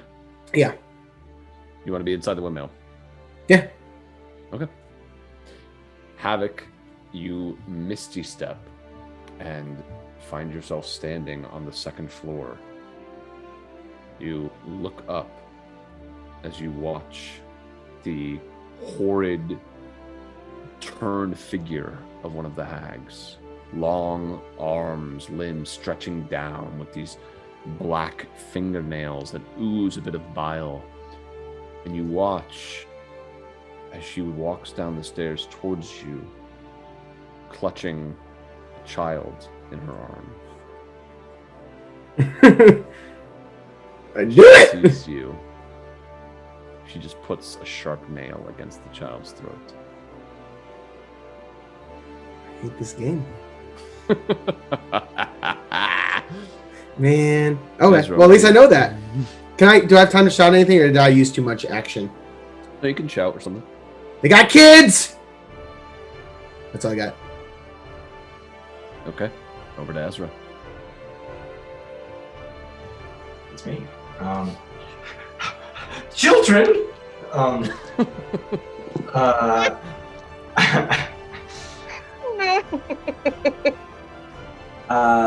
So she quickly runs up the stairs. Who does?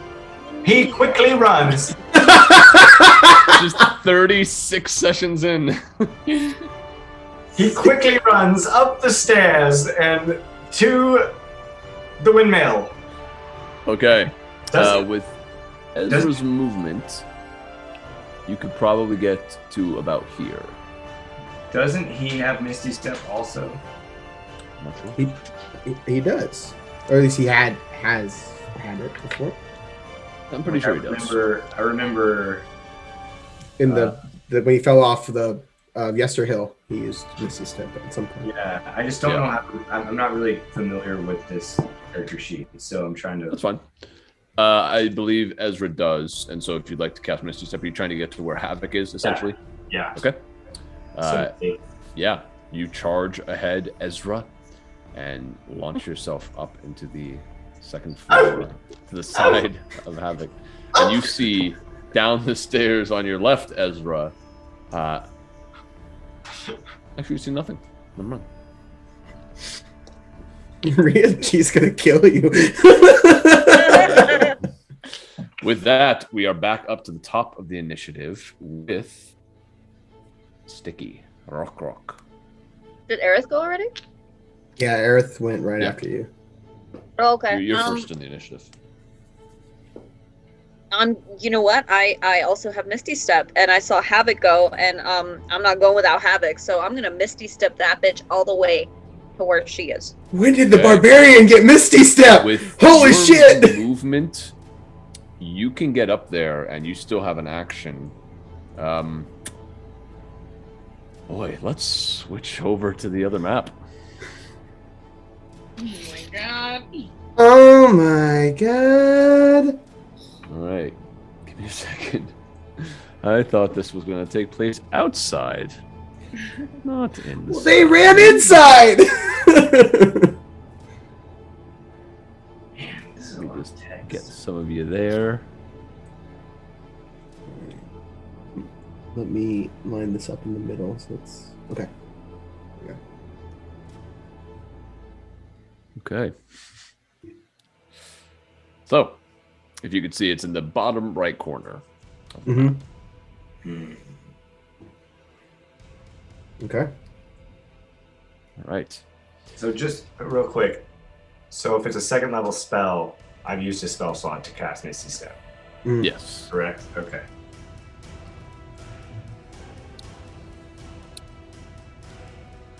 Oh boy. All right. There's the child that she's holding. Stiki, anything else you want to do? You have an action left. Fuck, I'm so afraid she's gonna kill the kid. Sorry. Stiki's going to try and ram her. Okay. Just bum rush this bitch. Okay. Go ahead and make a strength check. She's going to use her prepared action. 16. She is looking around at you all a bit. I mean, it's just so much at once. All three of you just misty step right in, and instantly, as she looks at you, you charge up the stairs and barrel into her. Go ahead and roll a d6 and add your strength to it. 8. Okay. You charge into her and knock her away up against the wall. She did roll a natural 20 to hold on to the kid. So she is still holding him as you push her up against the wall for a moment. And you're standing kind of right below her on the steps. Anything else you want to do? I do have that grapple thing, right? I don't remember how that fucking works. Yeah, unfortunately, I think you used your action to hit. You would have Oh, had to use it's on an that action? to grapple. You would have had to use that to grapple, yeah. Got it. I'm just gonna hold her. Okay, you like go to hold her. She's not grappled. You're trying to hold her in place. Okay. All right. With that, we are over to Me, I think. Newton. Oh, it's just like totally switched up all of my order, which is fantastic. Wait, I have a question. Yes. Can I reckless attack? Or is that an action? At this point, no. I would allow you to do that, but that's something you have to declare beforehand. We're not going to like Got it. No worries. That's something when you take the attack action, you could say like, I want to attack recklessly, and then you get to roll advantage. I see. No worries. Cool. Yeah. All right. Yes. Over to Newton, then Aerith. So I guess we're doing this, and he just takes off. Okay. And just runs, just flat out, up and straight to the windmill as fast as he can. Okay. I'd say with your movement, yeah, you were able to get right up to the windmill door. I'll sprint. I'll use my whole. Oh, okay. Yeah, sprint. with that, you're easily enough. You get up to the door. Yeah. All right. And with that, we are over to Aerith, then Esmeralda. Aerith will do the same, seeing Newton kind of take off and seeing everybody. It's like, I guess we are. And he goes right up to the door with Newton in lockstep. Boom. Okay. That is Aerith's turn. With that, we are over to Esmeralda. I'm gonna do the exact same thing. I'm gonna run over and then bonus action Misty Step up into that bitch. Okay. That's a good spell. Lands in this room, and you see her now looking around a bit frantically at all of you. Anything else you want to do, Esmeralda? Do I still have my action, or did it take my action to dash? No, there? movement and then your bonus action to use Misty Step to get up there. Then I will firebolt. All right, go and roll a hit.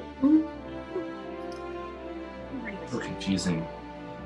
That is going to be a dirty 20. Yeah, that hits. Roll damage. Like 1d6. Firebolt?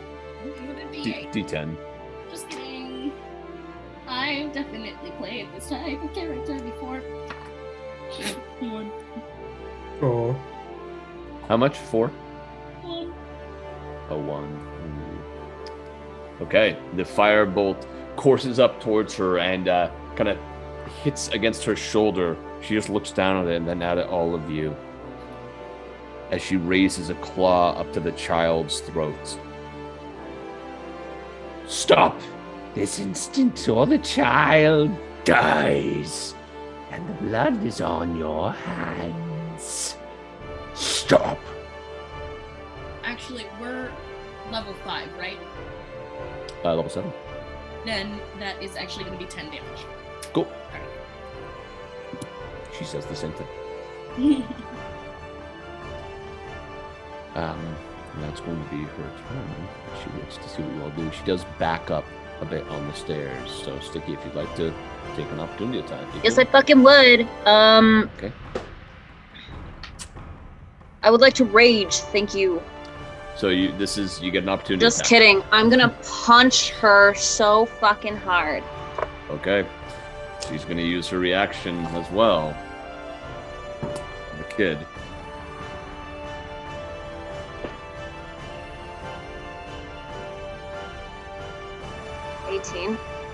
Yeah, that's. You go to swing your fist up towards her, go and roll damage. You're wearing your knuckler, right? Yeah. Yep. As you do, she looks at all of you and just slides her nail across the little boy's throat.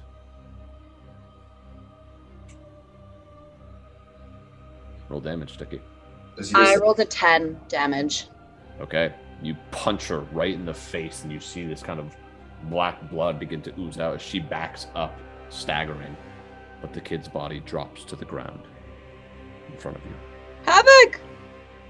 Does the kid get saving throws? I don't know what that is. So, with that, I need... Give me a second to look this up.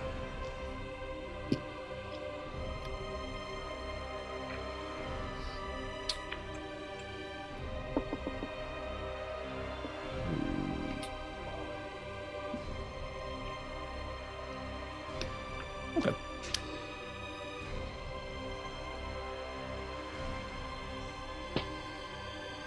I need...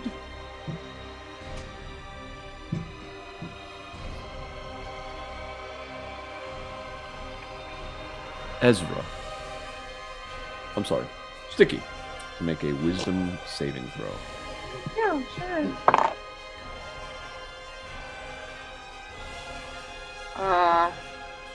You have Cardic if you need it. I rolled 11. Hold on. 14. Okay. As you just punched and saw the kid fall down and start to tumble down the stairs towards your feet,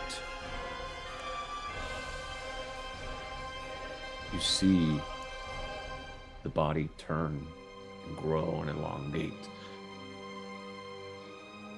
as you see your sister coughing up blood on the ground in front of you. Stiki, help me, Stiki. Stiki drops to his feet and says, "No!" Yeah. And Stiki, as this is happening, you also take 18, 26, 33 points of psychic damage. Ooh, buddy. Okay. Havok, Esmeralda, and Ezra can all see now that there is a figure in the first floor. Well, maybe not. Yeah, a figure on the first floor, and it looks to be the other hag, who now moves just a bit back towards the door. So we have them pinned essentially on both sides. Essentially have one heading upstairs and the other one that was heading down. Yeah. Okay. That was downstairs. You get the sense that was the invisible one. But that is going to be their turn. With that, oh, jeez, this thing just keeps switching on me. This is so frustrating. With that, we're over to Havok, I believe. Oh shit. Okay. This changes things. I wasn't gonna do that originally, but okay. We're doing Havok. Okay. They're strong. Yeah. They're strong. Yeah. So, seeing. Do I see that the kid change or no? No. Do I see anything going on with Stiki? Like You see making Stiki fall to his knees, but that's it. Okay. Well, if I don't perceive anything wrong with Stiki, the first thing I'm going to do is I'm going to check on the child. Okay. And I guess I'll do a medicine check to see if I even waste any time on this kid. I'm sad to say, but if he's gone, he's gone. You know? Make a medicine check. 17. He's bleeding out. It's not gone. Okay. Then I will cast Aura of Vitality. And I'll use my bonus action to heal the kid. Okay. So 2d6 plus my cleric level. So that's going to be 10 points of healing to the child. Okay, the child. And I just pull up my shield and I just stand over him and growl. And as you do that, Stiki, you see Havok standing over your sister, Tilly, who's still, like, reaching her blood-stained hands up to you. Help me, Stiki. Help me. That is my turn. Okay. With that, we are over to Ezra. He is up. He will he's gonna cast Witch Bolt. Which bolt? Witch Bolt. Which bolt? It's not a pun. It's a spell. Witch Bolt on the closest hag. Okay. So I roll. Sorry, you're gonna have to bear with me here. So I roll. I add 7. So it's a 9. I'm gonna use her Cardic Inspiration. Woo! There we go. It is a queen. Of course it is. So that's a 19 to hit. That does hit. So Ezra draws up this kind of electrical static energy that shoots it out towards the hag, and it pins her into the side. So what does that do? Roll damage, and then that is something that Ezra can keep up, and it just continues to do damage each round. It does require concentration. So that's the confusion there for me is I don't see dice on her list. I believe Witch Bolt. Yeah, what level did you cast it at? 10. I cast it at. I'm going to cast it at 3rd level because she has two third level slots. It's a D12 DM.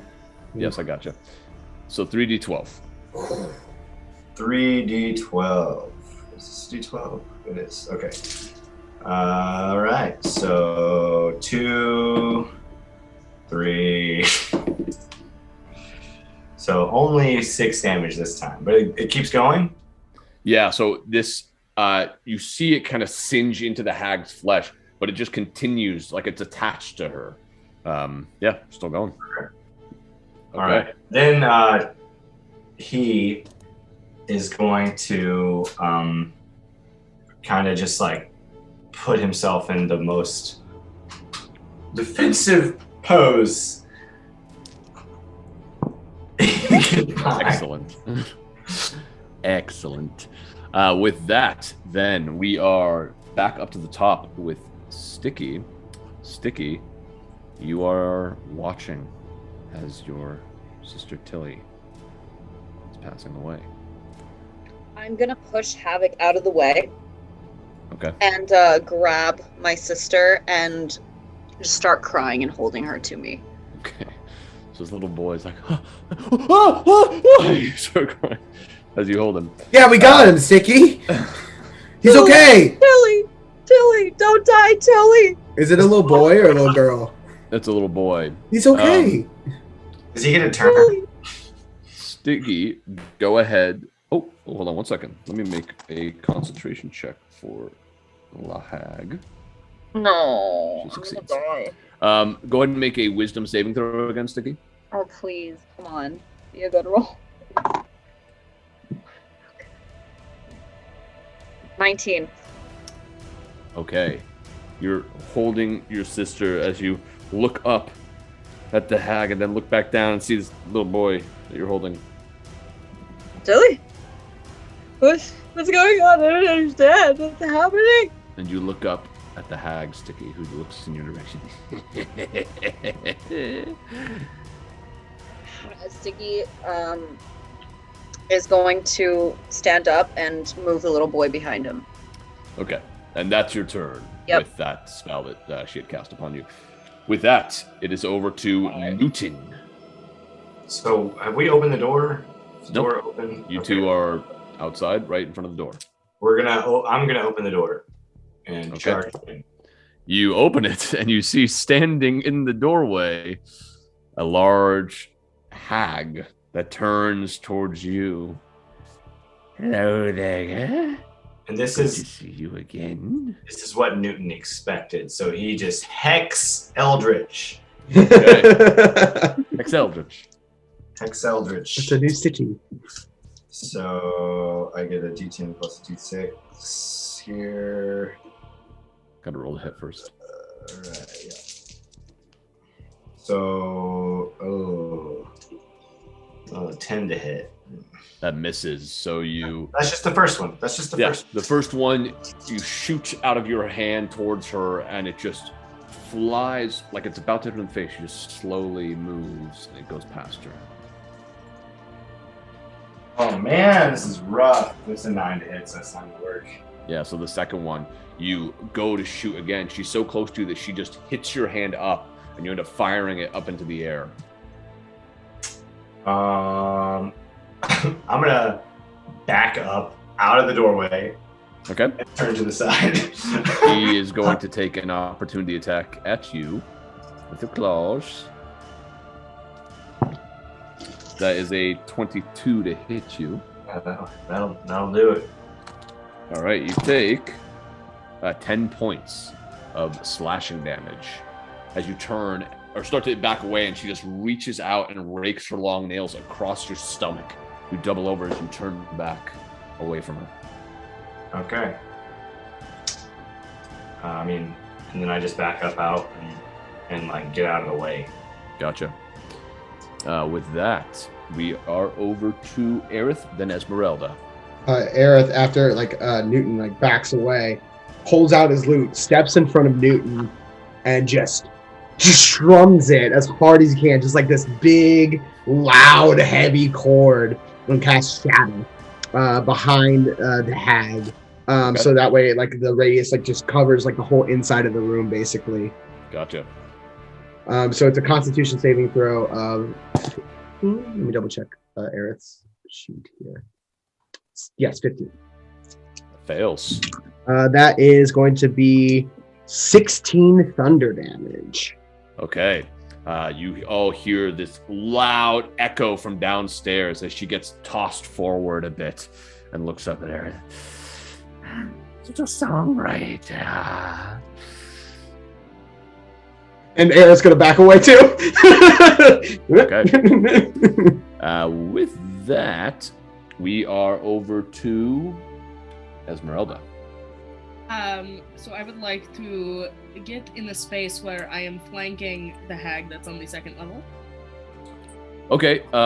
She is pulled herself back up towards the doorway, so you'd have to try to climb up the stairs to get past her. It'd be pretty tough. You might be able to do it, but she's kind of blocking the way. Yes, I would like to. Okay. You can try to get past her with athletics or acrobatics. 16? Yeah. You get up there and you kind of feint to go left. She goes to block you, and you quickly jump back to the right to get behind her. Great. And then I'm going to take all 3 of my attacks on her. Okay. Oh! 3 attacks. Dirty 20 and a 24. Damn! Yep, those will hit. Rick and Mail hit. 20 points of damage for the first 2. And then with my short sword, only a 13 to hit. 13 does not hit. So 20 points total? Yes. Okay. Yeah, you run up and wielding your rapier, You slice her across the back and then stab her right in the gut. And she lets out this horrible scream as she twists in agony. When you go to strike her one more time, she just deflects it away as she's now a bit more attuned to your presence. Anything else you want to do, Esmeralda? That is all. I will stay right there. Okay. With that, it is over to Hags. So, the one that is standing at the top of the stairs looks down towards all of you. And then back at you, Esmeralda. And she's gone. What? And she's gone.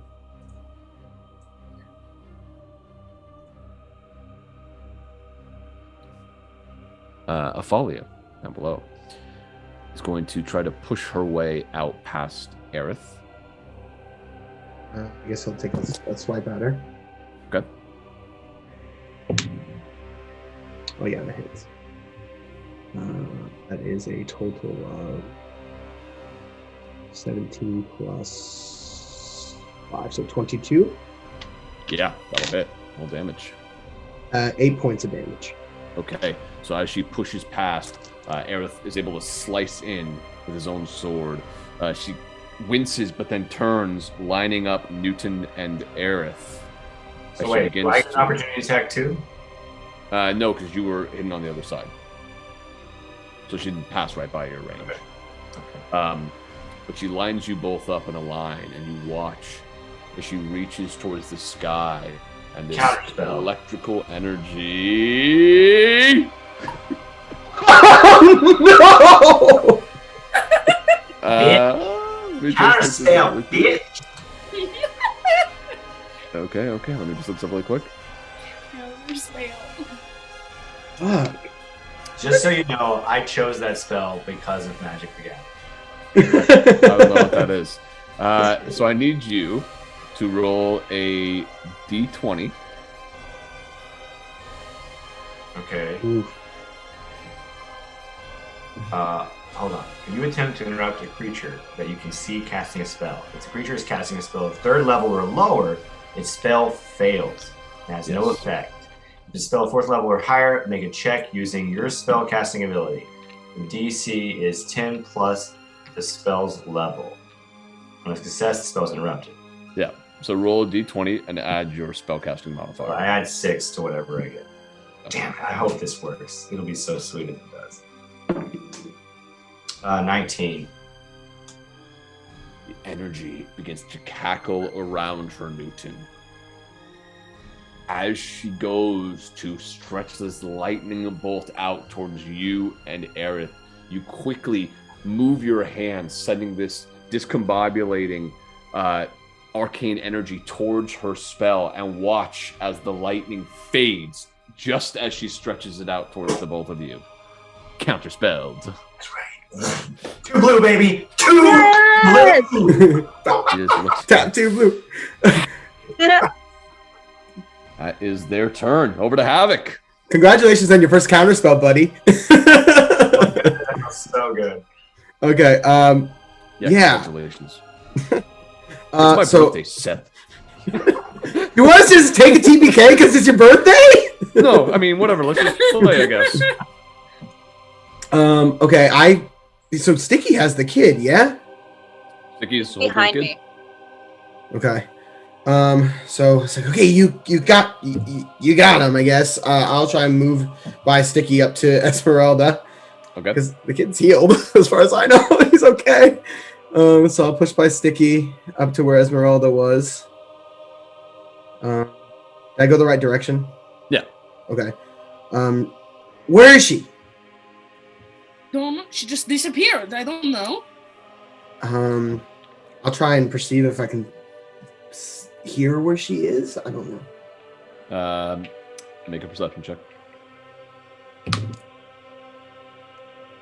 18? You don't hear any signs, any indication of where she would be. Okay. If I don't hear her, I'll prepare an action for if she appears. That's all I got. I mean, all right. And because I don't know Stiki's hurt, so I wouldn't heal him because I don't know. You don't know that Stiki's hurt? I thought you said all I saw was him fall to his knees, so I didn't know if he. Apologies. I thought you just meant in terms of a spell effect. But yeah, I mean, you would see just this. I would say Stiki almost had tears of blood as this was then I would use damage. Okay, then I would use my bonus action then to take some of this glowing purple energy around me and send it Stiki's way. Thank God. I was at 7 HP. That's gonna Took be me out. 8 points of healing. Okay. Oh, and I apologize. I don't add my cleric level to that, so the kid would have only gotten. I think I said 10. He would have gotten 4. So I apologize. That's his full health. Oh, there you go. All right. Just want to be on the up and up about it. With that, we're over to Ezra. He is up. I'm sorry. Playing two characters is hard because you can't think about your next move because you think about their next move as well. It's tough. I'm just relishing in my victory. Wait, I had my. Okay. So I'm just going to continue the Witch Bolt. Does that take an action? So the Witch Bolt is gone because she's gone. What is a Witch Bolt? Which bolt is it? Okay. We all have to do it now. Which bolt? Seth isn't going to do it anymore. We just all have to. That was shameful. Shameful, Justin. So I win. Us all. So I'm confused. He's confused. He's confused. I don't know what to do. So Ezra he's going to run down the stairs to aid. Okay. With Ezra's movement, he can get outside if he wanted. So Ezra's going to run downstairs and try to catch the recently counterspelled witch. As Ezra turns the corner and sees the hag, he thinks to himself, that hag was counterspelled recently. Yeah. It's written all over her face. Yes. She goes, counterspell? And is going to cast. So they just went. I don't want to use. I'm gonna use Magic Missile. Okay. At 2nd level. Okay, so go ahead and just roll 4d4 because that hits automatically. 4d4. Okay. Wait, that is a d4. So 4, 7, 7 or 10, 12 damage. Okay. Ezra stretches out his hand, and from 4 of the fingertips, actually all from the middle fingertip, these 4 little arcane darts shoot out and circle kind of wide at first, and then get a little bit more narrow as they hit right into the hag's chest, who kind of stumbles backwards, now looking at all of you. The big eyes. Anything else, Ezra? I'll remember if I play it. He steps to the side to be out of the line of sight of Hag. Gotcha. So back inside the house? Yeah, like if the door's here, he goes. Gotcha. Getting some cover. Yeah. Thank you for showing me, though. With that, we're over to Stiki. Okay. I cast Detect Magic. Okay. You do detect a magical aura coming from upstairs. Yeah. That's what you detect. I can't pinpoint where it's coming from. You can pinpoint that it's upstairs. You'd have to go up there to see the layout of the room, just because you don't know it. It's upstairs above you. I'm gonna go up. Okay. Uh-huh. You head up and head to the source. You pull open this closet door where you see a couple little cages. That looks like probably where they kept the children. Right now they're empty, with one door open. And you see a broom that's glowing with a magical energy. That says, "Don't give to Ricky." That's a very inside joke. Inside, indeed. That's glowing with this arcane energy. All right. Can I grab it? Yeah. You grab the broom. The sweep. Nothing. Hello. What you notice as you grab it and as you have the spell active, let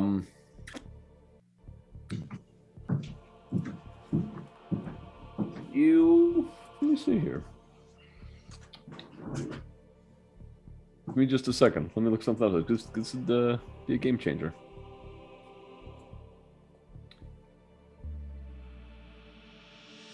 Okay. You get the sense that this is most likely a broom of flying.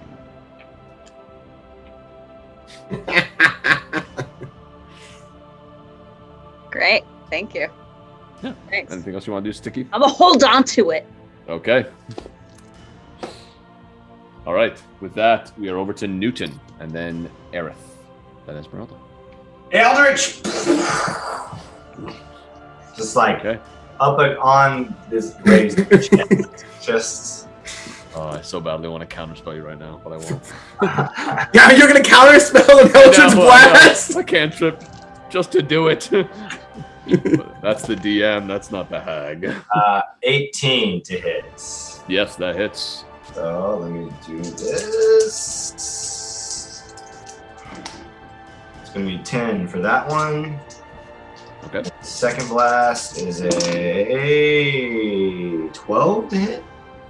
12 misses, unfortunately. So the first one hits her right in the face, and she screams as she falls back to her knees for a moment, and then looks up at you as you fire this next one, and just moves to the side quickly. Okay. I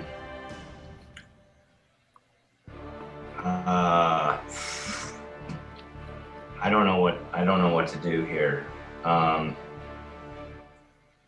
Like if I back up, she gets an opportunity attack, right? No, I believe Aerith was in between you two, so okay. I'm gonna like use my movement to get as far away from the hag as possible. Okay. Do you want to go around to the other side of the windmill, or? No, I just want to be far away from like a physical attack. Okay. Do you want to stay in line with Aerith, or? Yeah, I want to be able to see the hag, but out of the reach of the claws, basically. Okay, I mean, you could do that from where you're at if you want.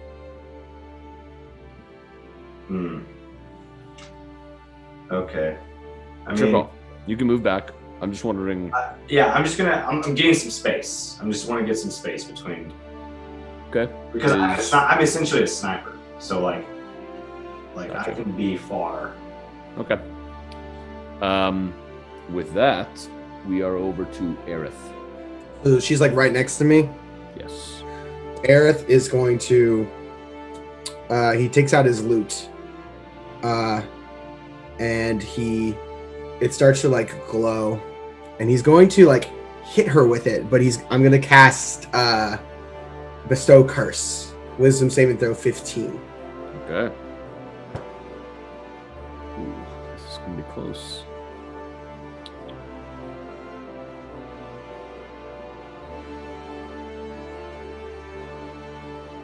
That fails.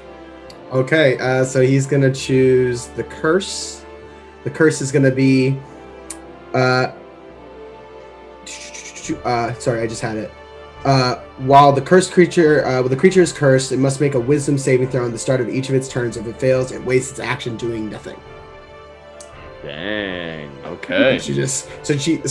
He like pulls out his lute and like goes to hit her with it, but instead of like smashing it across her, just like pokes her with it, and like the energy that was in it like surges into her, and like these like strings of like guitar strings almost like bind her, so she can't move. Gotcha. With that, anything else Aerith want to do? I don't know, I don't think he had, bonus act. Did he Move have, and stuff. he's just gonna stay in her face. He wants, if she moves and stuff, he wants to be able to hit her. I'm just trying to. Inspiration too. Oh, that's right. Thank you. I'll give inspiration to. The only person I can really see is Newton. What do you say? Good job, Newton. Keep it up. Let's do this. I don't know, Aerith. You have inspiration, buddy. Over to Esmeralda. Esmeralda is gonna call out, "They're trying to separate us, stick together!"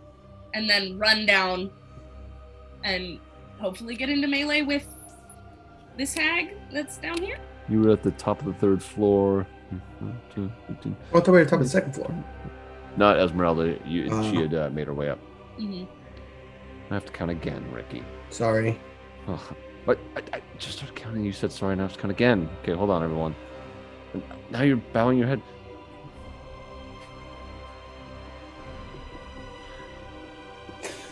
This bromance is getting in the way of D&D. In the way. What you're talking about. Romance. What's Esmeralda's speed? 30. So you would be able to get to here with 30. I'll go all the way to go so that I'm flanking with Aerith. Okay. So you use your action to get over there. Yep, and that's it. Okay. All right. With that, it is over to the Hags. So, first one has to make a wisdom saving throw, yeah? Mm-hmm. That is a success. Okay, I don't think it breaks the spell. It just allows her Because to she's act. cursed, yes. Yeah, so she can move. She can take her turn. Okay.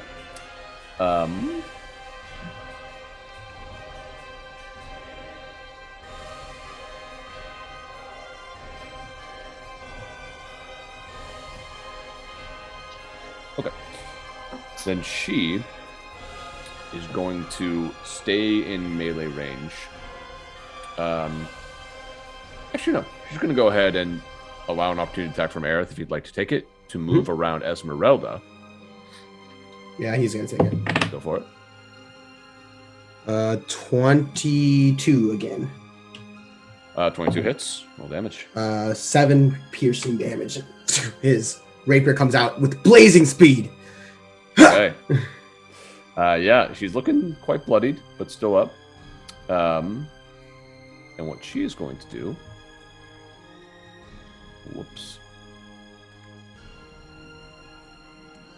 Is begin to reach up for lightning energy again as this blue energy begins to crackle all around her.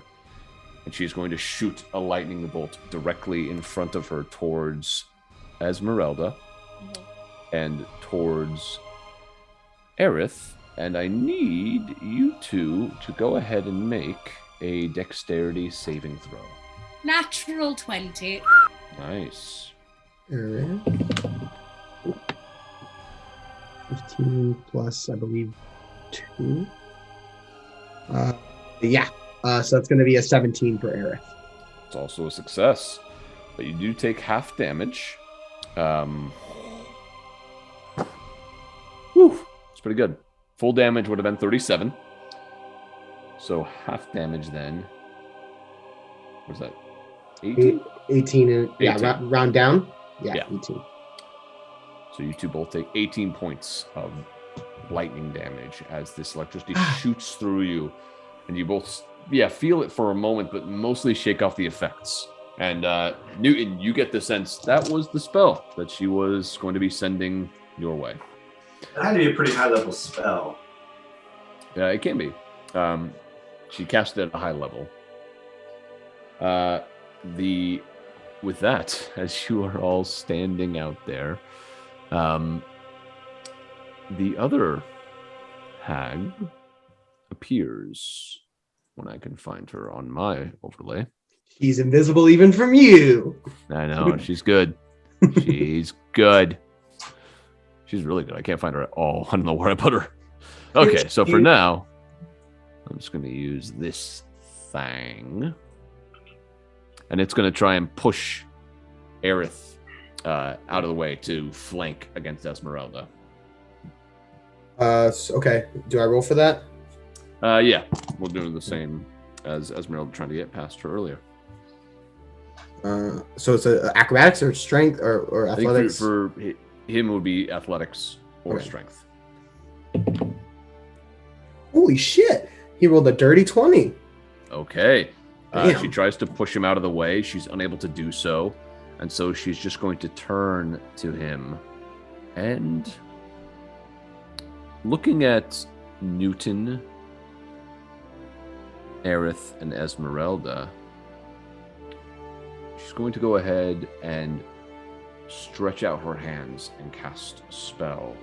As you all begin to feel your bodies binding up in place, I need you all to make wisdom saving throws. Those three. So Aerith, Esmeralda, and Newton. Looking from good and evil does not help me in this case, correct? I don't believe so. Let me check really I quick. can't be charmed, frightened, or possessed by them. This isn't any of those. Wisdom. 12. 15? 15? Yeah.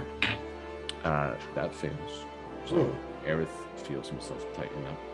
Do I lose concentration on any spells or no? Yeah, if you're held. Yeah. Okay. Then the bestow curse drops. Okay. Did you roll the concentration check for Aerith when he got struck by He lightning? didn't... Oh, I would have rolled. Okay, so it was an 18, so it would have been. Oh, he lost it anyway. Okay. So it was gone. Either Newton, way. you feel yourself seize up as well. Esmeralda, you are immune to being charmed, so you can't be held in this moment. And that is going to be their turn. With that, we are over to Havok, then Ezra. So I hear a lot of commotion going on outside. Yeah. Yeah, I would say the whole place was lit up by that lightning a moment ago. Okay, I'm gonna start running down the stairs. I'm gonna pass by the kid and say, "Go hide somewhere. We'll come get you." And I'll start heading down the stairs. Okay. How far can I get? It's tricky Where with were you these to start? stairs. Up by right by. So Stiki didn't move, but I'm like up on like the top of the stairs, right at the top 5, of like 10, the 15, 20, 25, second floor. 30,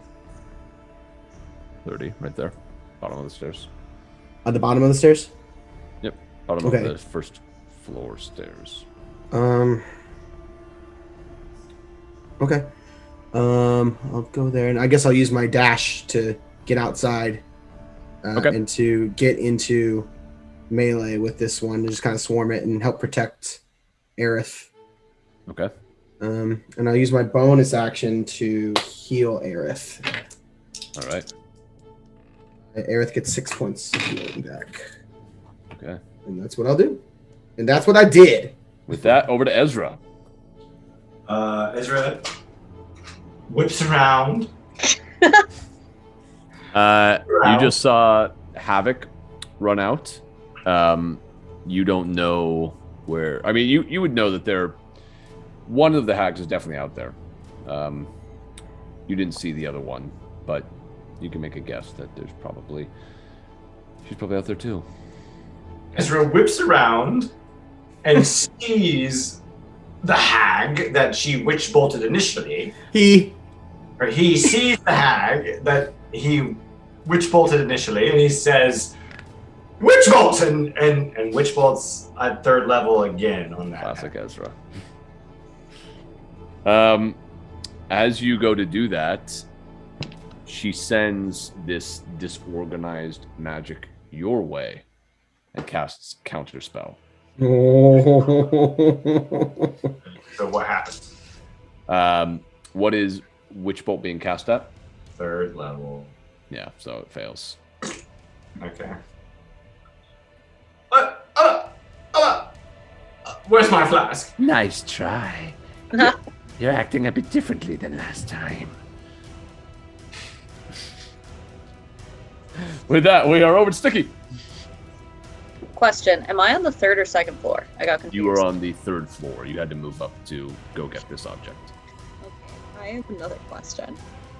Do I have to attune to this fucking broom? Tough to say, Stiki. Tough to say. Okay, is there a window?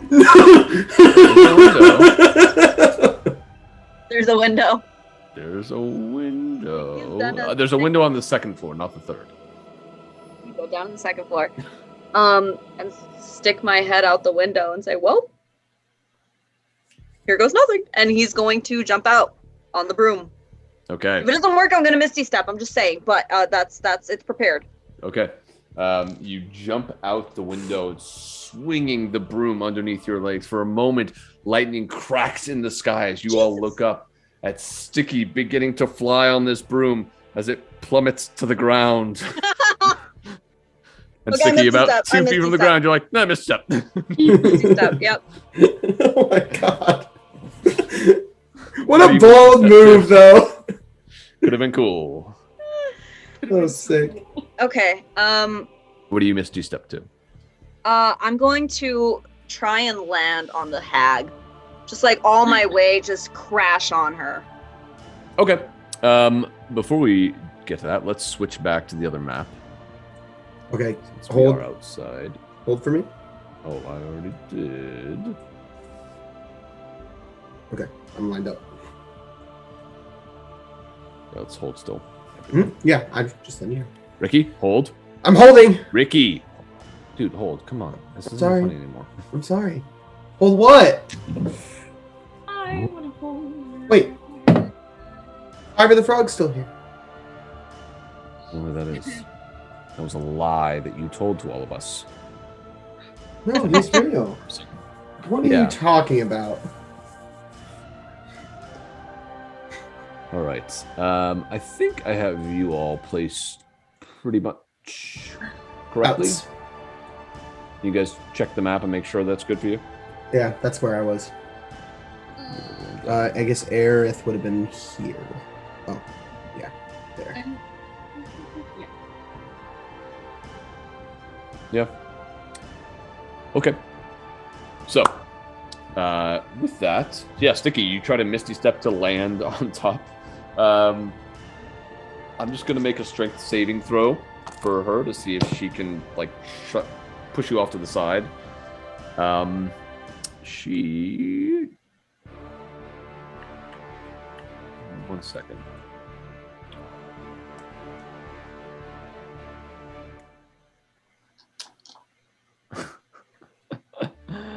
Oh, that's fantastic.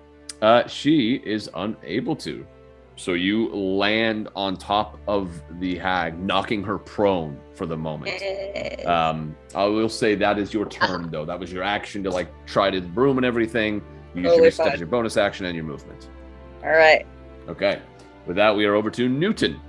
How do I get out of this spell? Oh, you were... What do you mean? Aren't I bound by some magical force? Yes. Thank you for reminding me. You are being held by a whole person. So, at the end of your turn, you can cast another Wisdom saving throw. Okay, so basically I just have to cast Wisdom saving throw. Yeah. Cast Wisdom saving throw. So let's do that. Do I get to add my, like, +6 attack bonus, right? No. No, there's a saving throw bonus. Yeah, wisdom. Okay. 19. Ooh. Yeah, so you feel movement return to your body. That's your turn. You can't do anything on this turn, but you feel movement again. With that, we are over to Aerith. Same thing. He's also held, so he's gonna try at the end of his turn. He rolled a 19 as well. Yeah, so Aerith feels movement return to his body as well. And with that, we're over to Esmeralda. Esmeralda. Which hag looks at the most... I don't know why she's Italian now. Which hag looks the most bloodied? Probably the one on the ground that Stiki is kind of sitting on. So the one that's in the center of us? Yes. Great, I'm gonna attack. You got advantage. I have advantage, so that's a natural 20. That'll hit. And the second one is an 18. That also will hit. And then the last one is 22. Oh, That no, also- a 20. Oh, what? A 20. Yeah, those all hit. Great. Remember, the natural 20, you max out the dice and then roll the dice on top of that. So 8 plus the 7, 15, 20 points of damage on the first strike. Okay. 10 points on the second, and 7 on the third. Okay. You bring the rapier down over her back, slicing into it, and then stabbing into the side, and then you bring it down one more time across her arm, and with the last blow, you chop off her arm as she lets out this terrible scream that pierces your ears. The magic now, hag. Pretty bloodied, this one. Anything else you want to do? No, that's it. That's all I would like to do. Okay. With that, we are over to them. So the one on the ground that's screaming,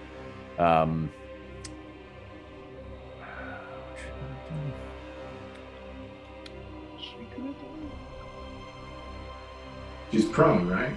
she is prone. Prone to what? I'm just kidding. Good pun. Thanks, buddy. You watch as the hag disappears. And she's Does gone. my ass hit the floor? Yes. Oh. The other one. Seeing you. Oh boy, there's a lot of people lined up.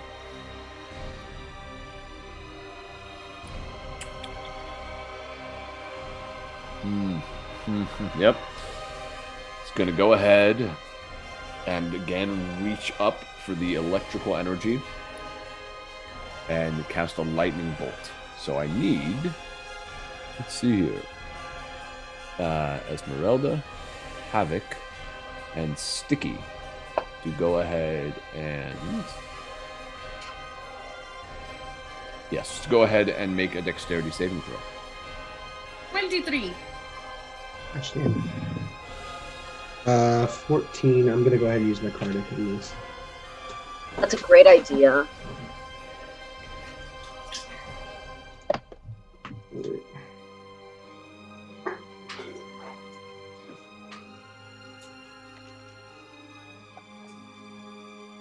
Okay. What did everyone get? Whoa! Ace! That's a crit success, yeah? Yeah. Woo! Still half damage, but yeah. I know. But better than taking full damage. Woo! Oh, very true. Success. So I rolled a 2. My Okay. my dex is +2, and then I got it 2. Wow, that's Ooh. almost perfect. You take 38 points of lightning damage. I just fucking died. I'm done. Full dead? What's your I was hit? at 15 HP. What is your hit point maximum? 40. So you're not dead. Wait, no, I was already at 15 HP. Yeah, but if they do enough damage that goes over your HP maximum, then you just die. You got no death saving throws. But you didn't. You didn't. So I got a death saving throw. No, you don't, because you are going to get your death saving throws, basically. How much If you- damage was that? That's 38 for Stiki, 19 for you two. Okay. So I gotta make a 10. How's that? On my concentration, I gotta maintain just a 10. Yes. I rolled a natural 19. Oh gosh, you've had like nothing but great rolls. I know. I'm like very happy. So that a 10 is the saving throw for concentration? Yeah. Okay. So Sticky's not dead. I rolled a Wait, 10. I have relentless endurance. Oh! So I put you at Yeah, 1 so HP, I'm at 1 right? HP. Yeah. Gotcha. Okay. Wow. Dang. I rolled a 11 for my con saving throw. Okay. Yeah, so you're good. Yeah. All right. With that, we are going to. She looks shocked that no one is dead. Shocked, I get it. So you, Newton. With that, she just cries out, "Mother!" Ah, no. Shit. And that's where we're going to end tonight. Oh! Ah. Ooh, buddy. Oh. You guys are doing great. You're doing great. They're looking bad. Man, they could disappear so frequently. I'm so upset about it. Yeah. Good job, guys. I'm going to be wearing this next time. It's a rally cap. And, I need to tell you what Ezra has used. Yeah. Yes, yeah. please. We could do it some other time. You can send me an email or Okay. text. But yes, that is it for our adventure this evening. Please join us next time as we see if they'll be able to remove these curses from the Hags. But until next time, remember, no guts, no story. Thank you all. This has been the best part of my birthday. So thank you all for being here. Happy birthday! And thank you to you two, whoever's watching. You, Happy just birthday. you. None of the other people that are watching. Just you. I'm only talking to you. Thank you. And good night. Good night. Bye. Man, you're so vain. You probably thought that thanks was about you. You probably did, but it was really only you.